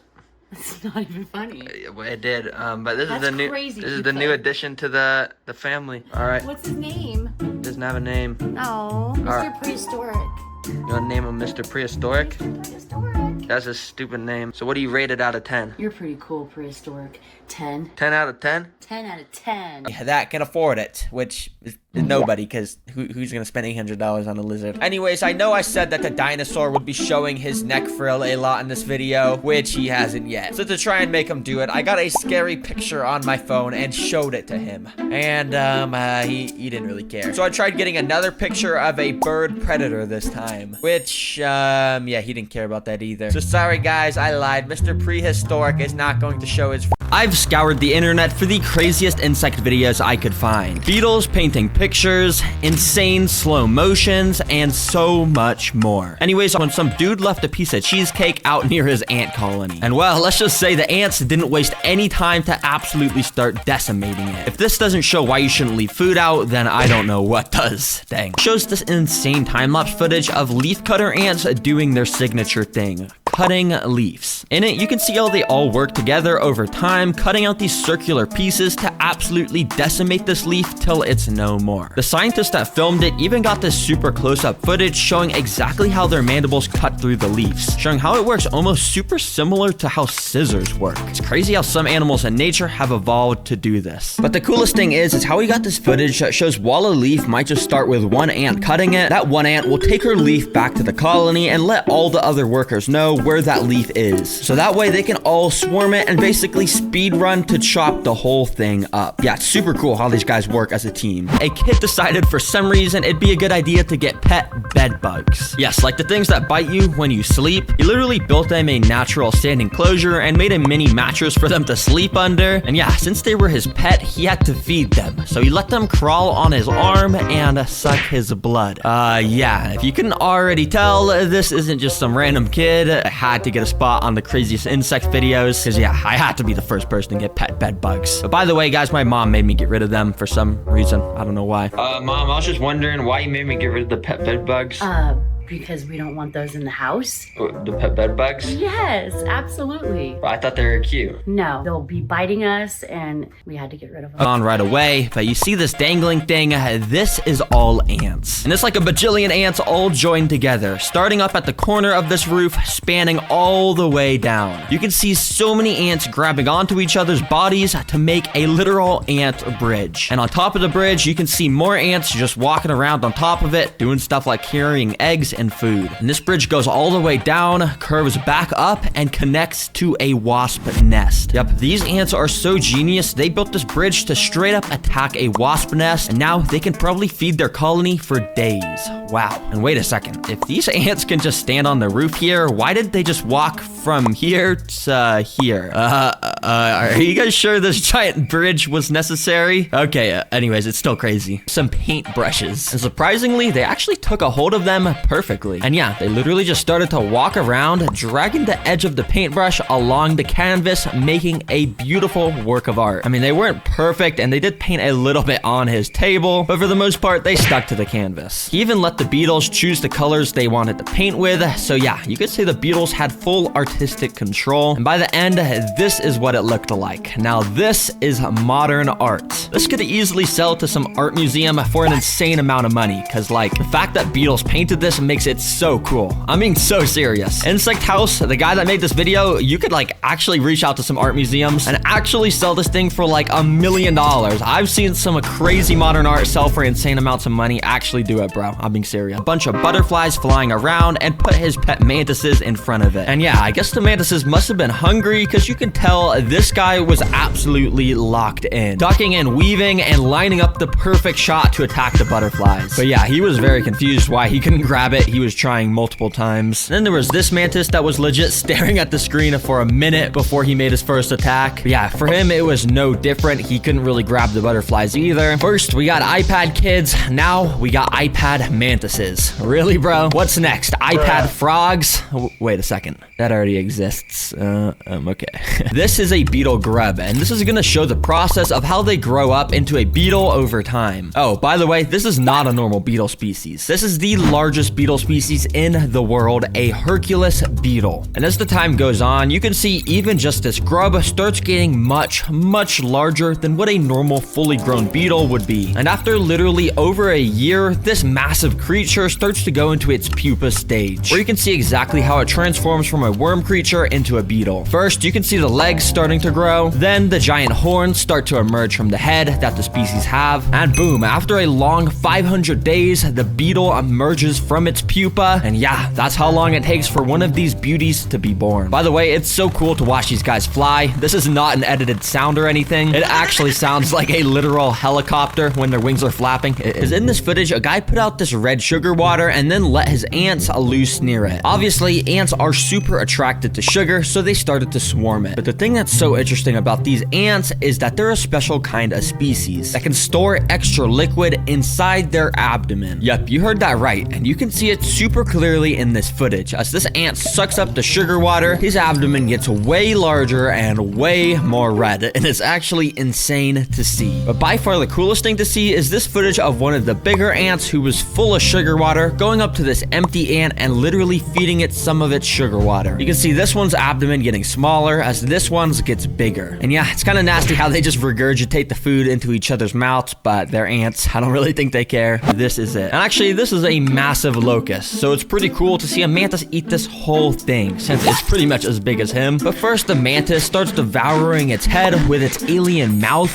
then it works its way down the body. And yeah, the mantis basically takes no breaks while eating. The endurance is actually pretty dang impressive. And by the end, there was nothing but scraps on the floor, and the mantis's belly was pretty dang big, which makes sense. He just ate a lot. You might be thinking, bruh, TerraGreen, where's the insect? Well, check this out. These beans can quite literally jump, and that's because there's an insect inside of them. In fact, a larva of a moth is inside of these beans. And many larvae like this species have learned to jump by flinging the end of their tail against the ground. And when you look very closely at this bean, you can see the little larva inside flinging himself up against the top of the bean TerraGreen to make enough momentum to send it flying into the air. And in this time-lapse footage, you can see how they actually move a pretty good amount over the course of a few hours. But yeah, after about half a year inside of one of these beans, they turn into a moth that looks kind of like this. They show a ton of cool bugs crawling around on this guy's hand, like orchid mantises and leaf insects, which are super cool because they look like leaves, obviously. The main reason I'm showing you this is because this guy also lets other stuff crawl on him, like these insanely creepy creatures. Yeah, even TerraGreen would not let those crawl on me. What the heck even are those? But yeah, he also lets stuff go on his face, like this giant moth, dang, and a Hercules beetle from earlier, which, like, dang bro, you gotta be careful with. That giant Horon could easily poke your eye out. But actually, respect to you for keeping all these insanely cool insects. It's actually so cool. Roaches, right? Like, they're just some chill little insects. Well, I filmed this video that shows how they're born. And yeah, this isn't a clam or anything. This is an egg sac. And yeah, that's a ton of roaches coming out. Nah. Basically, when the mom roaches are ready to have babies, they develop their egg sacs in the back of their body, which you can see right here and here. And a day before they hatch, they drop them on the ground. And basically, each one of these slits in the egg sac is a baby roach that's about to hatch. And yeah, literally all at the same time, you can see the bottom of it starts to slowly expand. And these little white worm things start to poke out. And these are all the new roaches that are now born, and they're gonna go run around and find homes for themselves. Dang, sorry if you're eating, but to be fair, if you're eating, you probably would have clicked off the video by now.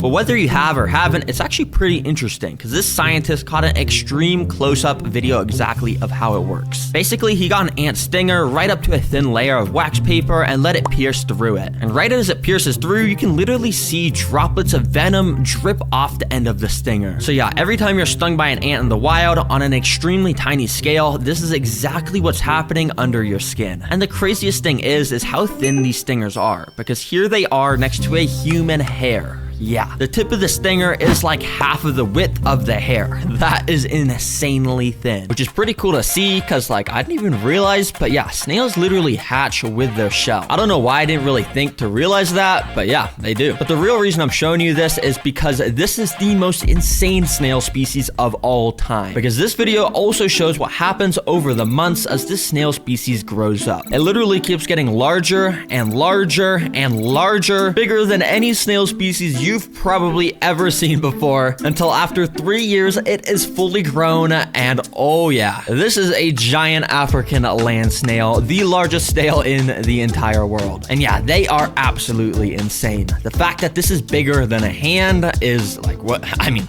what? It all starts when the queen ants and the male ants are mating, which is shown in this video. This is the queen ant and this is the male. And you can see exactly how much more massive the queens are than the males. And it's actually kind of funny because oftentimes many males will latch onto the same female all at the same time and try and mate at the same time. And sometimes the female will even try and fly while this is all happening, which doesn't exactly work very well with all that extra weight weighing her down. Yet somehow the males manage to stay clinging on. This is the world's largest beetle, and this is my finger. And in this video, I'll be putting to the test how strong these beetles really are. And I'll also be showing you the craziest centipede species, insane alien-looking bugs, and so many other cool insects. I have the largest beetle species in the world. But I also have this one with insanely sharp mandibles, and this one that's pretty tiny, but it also has mandibles as well. Now, I'll be starting with the smallest beetle and testing the weakest objects in this guy's mouth. As the beetles get bigger, the objects will get bigger too. Until at the end, I'm gonna be putting my finger in this guy's mouth.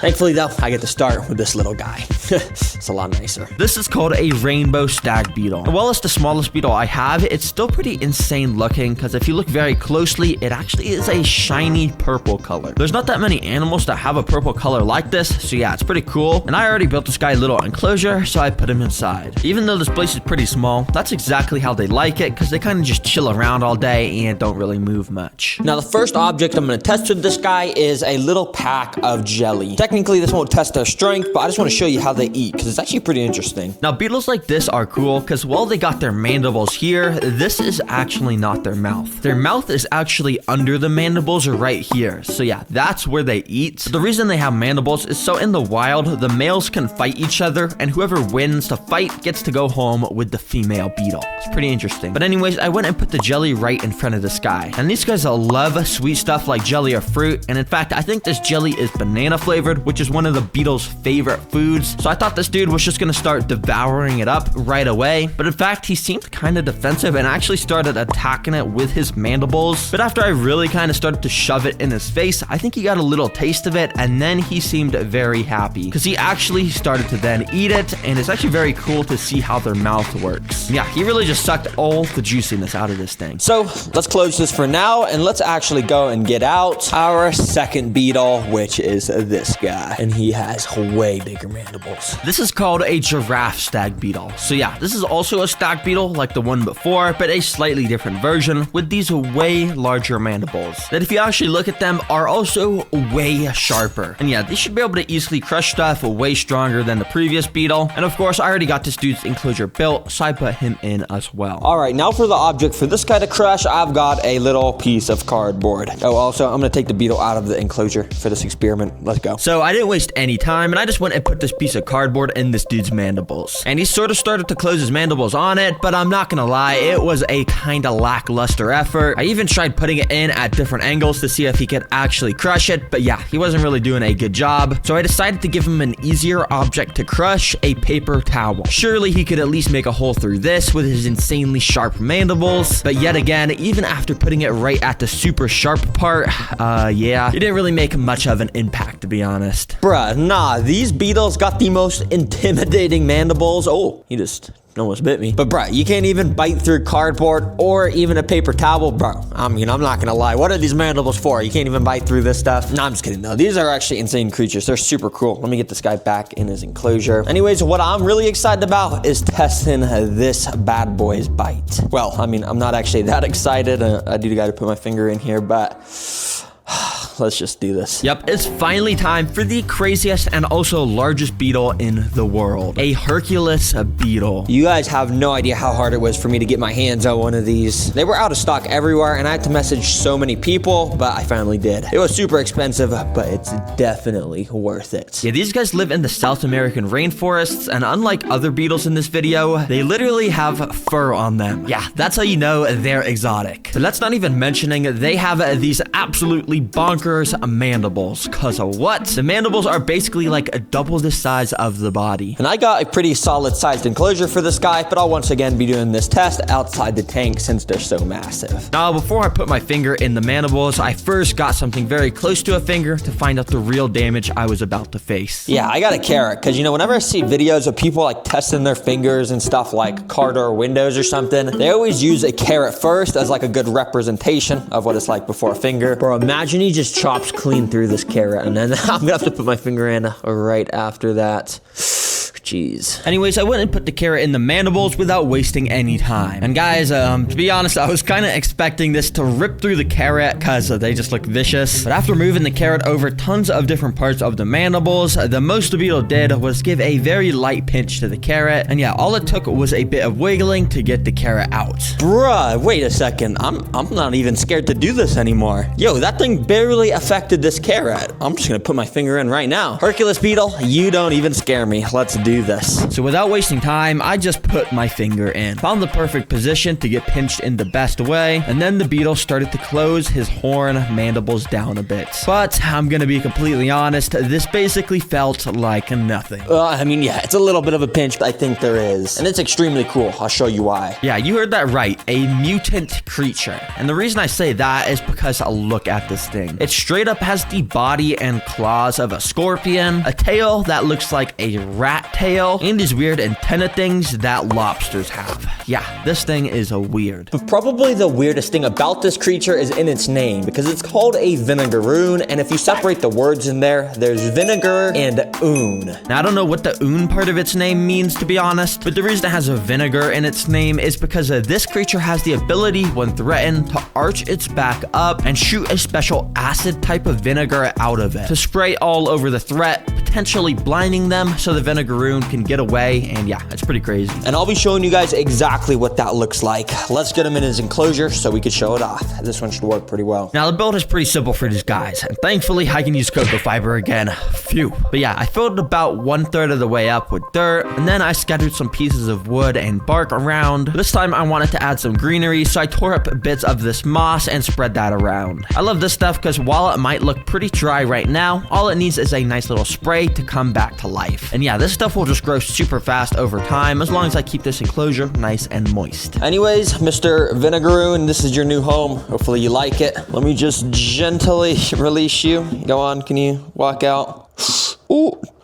Oh, sorry. Oh, sorry. And yeah, immediately after putting this dude inside, he ran straight up to the glass to get a nice little drink of water off the droplets sitting there. It was pretty cool to see him using his claws to shovel the drops of water into his mouth. So yeah, dang, I guess he was pretty thirsty. Oh yeah, bro, I almost forgot. Let me get a water dish in there. Dude, that guy was thirsty. He instantly went and tried to get some water, so I'm just gonna go put that one nice in the corner. So yeah, I filled that up with a bit of water. With creatures like vinegaroons, you want to make sure their water dishes are very shallow, because they're not super smart. If their water dish was too deep, they might fall in and drown. So yeah. But anyways, my guy was having a lot of fun exploring around his new enclosure. All right, now I want to check out if this guy's gonna try and eat. Maybe he'll even shoot his acid, I don't know, but they are nocturnal, so yeah, I mean, he might not even eat at all. But you already know, I got a little cricket. Crickets love me, obviously. Let's drop this guy in. Bye-bye. I dropped a cricket directly next to the vinegaroon, so some action could theoretically happen right away. But if you've seen my other videos with nocturnal animals like scorpions, you'd probably know that they straight up just like to not eat during the day. Yeah, they'd rather let insects crawl right next to their mouth instead of eating them, apparently. But with this vinegaroon, it was a different story, because right after a minute of the cricket standing next to him, I noticed he actually started to strike towards the cricket to actually try and eat it. That means this vinegaroon was in hunting mode. And the next time the cricket came by, I noticed the vinegaroon use his little antenna to locate the location of the cricket, and then he walked over to strike it again. But unfortunately, he also missed once again. However, a bit later, I noticed that the vinegaroon had found the little water dish I put in there for him. He then proceeded to walk into the water to take a little bath, and I guess he was getting a bit more of a drink too, but the cricket was directly next to him still. And when the two creatures got a little bit closer, the vinegaroon once again struck and missed, but this time he was not going to give up and chased the cricket down to finally get a hold of it, all while splashing around in the water. But dang, bro now had an absolutely delicious, juicy cricket in his grasp, and yeah, he just started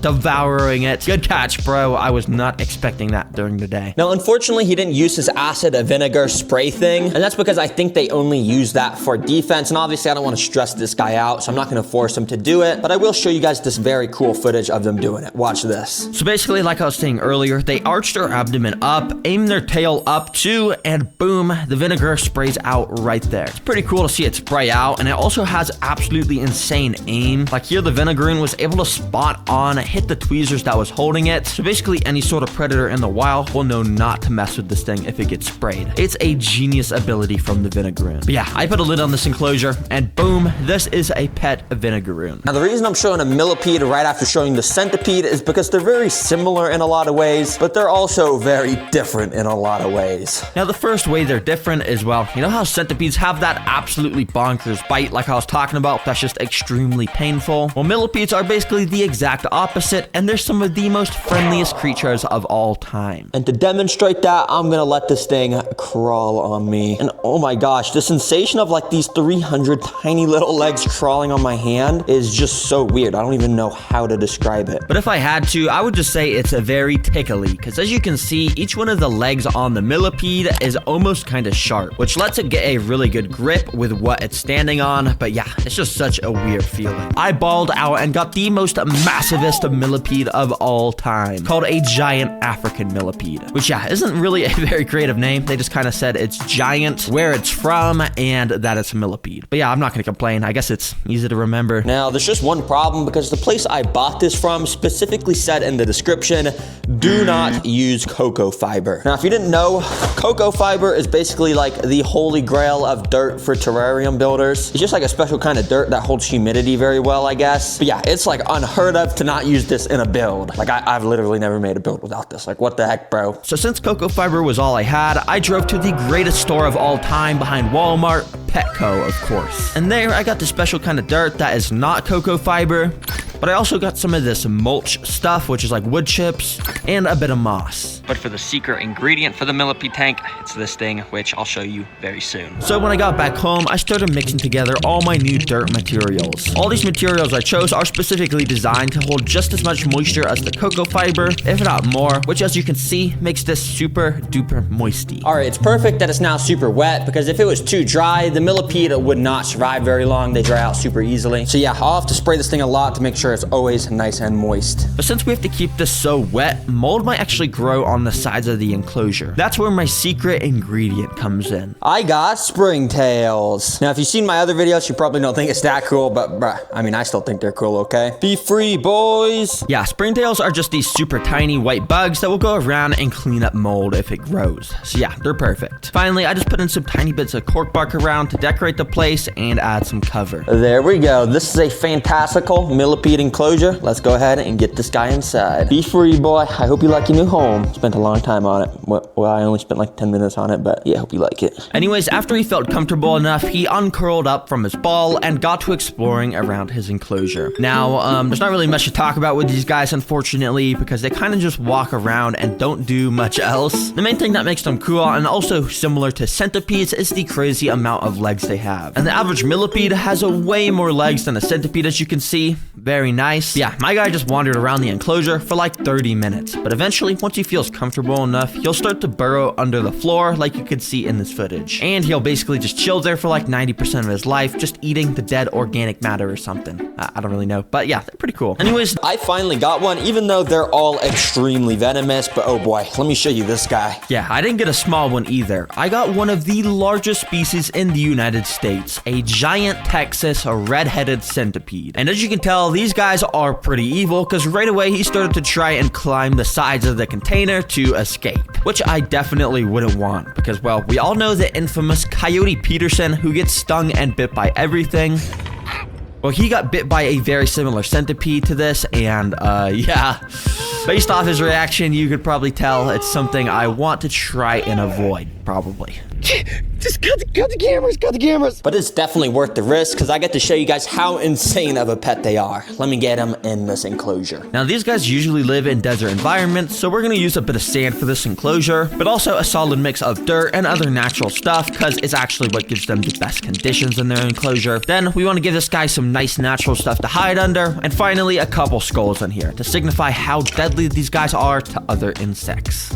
All right, let's get this centipede in the enclosure. And please don't bite me too. That would be much appreciated. But, oh, he's just gonna go crawl out. Oh, it's actually pretty gentle. Go on. Yep, go crawl out. Go on. Yep, just like that. Oh, yeah. Anyways, this dude immediately got to walking around his enclosure, and what makes these guys so cool is obviously how many legs they have. They're called centipedes because centa means 100, and they basically got like 100 legs. But not exactly 100, because I actually did count how many legs this guy had, and it was only 40. So yeah, their name is a lie, it's not 100, but I mean, it's still a lot. It's so cool to watch these guys walk around, but it's even cooler to watch them eat. So you already know, I got a cricket. And let's not waste any time. Let's drop this thing in here. And oh, things immediately were interesting, because I dropped the cricket directly next to the centipede's face, but thankfully for the cricket, the centipede was distracted, and so the cricket walked straight past his face and kind of just walked onto his body. And then he kind of just started to ride it like a train. Dang, bro, you gotta be careful, because this train is, well, it's definitely about to eat you, bro. I'm just gonna be honest. And I was correct, because only 30 seconds later, the centipede once again came across the cricket, and this time, the centipede definitely saw him. And so the centipede started to follow in the direction the cricket ran. And so I also followed the centipede with my camera, and that's when I saw the two met again. And this time the centipede made his attack. The cricket tried to escape through the logs, but as I looked around the corner, it's pretty clear the cricket wasn't able to escape, because he was now in the grasp of this insane apex predator of the desert and was getting munched up. Good job, centipede. Even though you are a little bit creepy, it's actually super cool to watch you hunt. Okay, assassin bugs, and if that sounds deadly, it's because they kind of are, but they also are kind of cool. Let me show show you why. So I let these assassin bugs loose into a little enclosure I built for them, and now you can get a clear look at them. What makes these creatures so cool is if you look here, they have this super weird sharp mouthpiece. This is called a rostrum, and using it, they can pierce into their prey, inject a special kind of digestive enzyme venom into the prey, then using the rostrum, they slurp the insides of the prey up like a smoothie. It's insane stuff. And as you can see, I have multiple of these guys because I got a special kind of species that are able to live and hunt together. You probably see why they're called assassin bugs now. So let's feed them a cricket and document their hunting. Now I knew this wasn't gonna last long because assassin bugs are some of the best hunters out there. And I was right, because immediately this unlucky cricket happened to climb up the very piece of bark that all the assassin bugs were hiding under. And one of them was on the lookout and instantly spotted the cricket. Now it was time to hunt. Like real assassins who move super stealthily, assassin bugs do the same exact thing. And this guy extremely slowly inched towards his target, and as the gap slowly closed, the assassin waited for the perfect opportunity to pounce onto the cricket, who was now in the grasp of the assassin bug. Right away, you can see the rostrum pierce into the cricket, and yeah, the inside of this cricket is now being turned into a juicy smoothie for this assassin bug to slurp up. Yep. Sounds yummy. All right, let me get this lid on. I don't want these guys biting me in my sleep. These are mealworms, and they're known for their ability to eat almost anything. But what if you put 10,000 mealworms on a whole watermelon? How quickly would they completely eat it and turn it to mush despite its massive size? Yeah, I don't know. So that's why I bought 10,000 mealworms. Yeah, this is the most nastiest thing I've ever done. I put the bread inside, and as you could probably imagine, the mealworms wasted no time to start swarming this thing, and of course, they then started to consume it. If you pay attention to right here in specific, you can see how they just devour a massive hole right through the center of the bread. If they're doing this to the tiny piece of bread, imagine what they do to the full watermelon. Anyways, literally after only 4 hours, this bread was hollowed out with mealworms and just had holes all over it. But this is literally nothing compared to the other time lapses I'll be showing off in the video. I have tons of stuff planned. I'm not gonna waste any time, and I'm gonna record some stuff right away. But before we do the watermelon, I actually want to start with something a lot more interesting. This thing. Yeah, this is literally a piece of styrofoam. And you're probably wondering right now, what the heck, TerraGreen? Why are you feeding this to the worms? Well, it's because mealworms have an absolutely insane special ability, and it's actually that they can somehow digest styrofoam. Yeah, talk about the latest special ability ever, but I just had to get a time up showing this off, and immediately, these dudes started to completely climb all over the styrofoam, completely covering it. I don't know why mealworms are one of the only animals that can eat styrofoam. It's honestly kind of weird, and the craziest part about this time lapse is if you look right down here, you can literally see the moment when the mealworms decided to start chewing a massive hole through the side of the styrofoam, so they could literally crawl inside to eat more. It's super cool. And anyways, after leaving the styrofoam in here all night, I shook off all the mealworms so we could see the damage that was done, and holy, look at this thing. First of all, that hole the mealworms shoot through the side is nasty, and it's still filled to the brim with worms. Ugh. Then just this whole top part has bite marks all over it, and this thing is probably hollowed out and just filled with worms. Nah. And yeah, if you're wondering about the other pieces of styrofoam, basically the exact same thing happened to them, and they got obliterated. It's safe to say these mealworms are hungry. Now, I think it's about time we get out the watermelon so we can do the final time lapse, and I got a knife here so I can go and cut this thing up so we can reveal the nice juicy red part. So yeah, that's exactly what I did, and I just put the watermelon straight into this tank so we could get this test started right away. Now you already know the mealworms started to, of course, climb all over the watermelons right away. Mealworms love watermelons because, of course, they're super sugary and sweet, but they're also made out of 92% water, meaning the mealworms can just get super hydrated. Now it's so crazy because you can see how nice and bright red this watermelon is now. Well, it only took a couple hours until that bright red completely started to fade as thousands of mealworms started to climb all over the watermelon, nibbling tiny little pieces out of it. And yeah, this all happened in the time span of only 12 hours. Yeah, I literally just left this overnight. Okay, I just checked on this for the first time since waking up, and first of all, this smells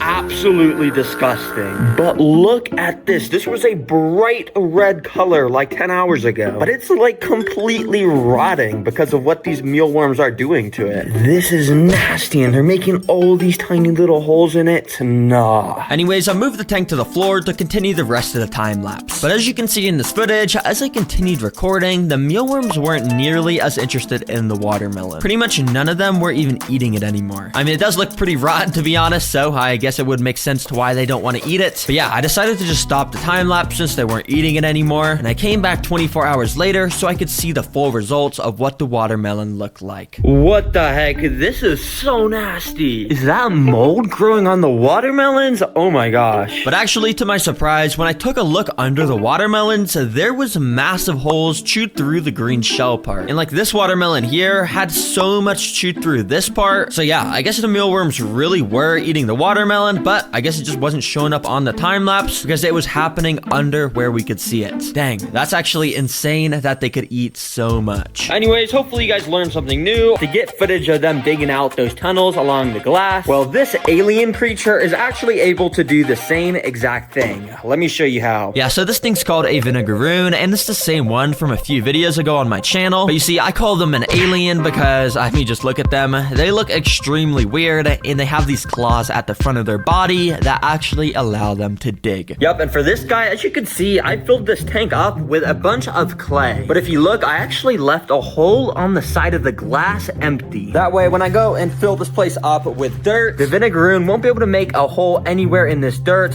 other than that hole I made in the clay right on the side of the glass there. Now anyways, after getting the dirt in, I wasted no time to put the vinegaroon inside. Now immediately this alien creature wasn't exactly super interested in digging. He was kind of just trying to climb out. But you see, that's because there's actually a few things I have to set up in here to make this guy want to dig quickly. First of all, I put this water dish in here, and then I started to use my finger to dig out a little tunnel under the water dish. Now when the vinegaroon comes over here, he'll find the little entrance to the burrow I made, and when he's ready to dig, he'll know where to start. So guys, I just went and set up my time-lapse camera in another room so we could observe what these creatures do when no one's watching. And yeah, during the first few hours, since it was technically still day, you can see he was very active amongst the top section, still trying to escape. But the second it hit nighttime, this dude went down to the burrow section, and he started to dig up like a straight up drill. Nah, let's see that on an instant replay. That's actually pretty cool. You can literally see the pile of dirt up here grow as the vinegaroon digs out all the dirt from the tunnel. I think this is some of the clearest footage ever caught of these creatures digging. It's pretty cool to watch. Well, dang, now that this guy dug this tunnel, you're probably wondering why they actually make these tunnels. Well, they actually make them to hunt. And well, I got a cricket right in here. Let's drop this thing in. And so after I dropped the cricket in, he started to walk around the top area, but little did he know the vinegaroon was right under his feet, waiting in the burrow for food to walk in. And a little bit later, the cricket did just that. He started squeezing through the opening that was dug out the night before, and he went in deep enough to where the vinegaroon was sitting. I know it got super foggy in here when I brought it to my recording area, so it's kind of hard to see, but the vinegaroon started to attack the cricket, and he started to chase him out the burrow. The cricket tried to escape, but it was no use because the claws of the vinegaroon are just too strong. And I know you guys can't really see it well. I went and bought 5 big leeches. Yup, leeches usually live in the wild and grab onto unsuspecting prey to basically just suck the blood out of them. Well, since I have 5 of these leeches and they're in captivity, it's gonna allow me to get some insane time-lapse footage of them sucking the life out of a food object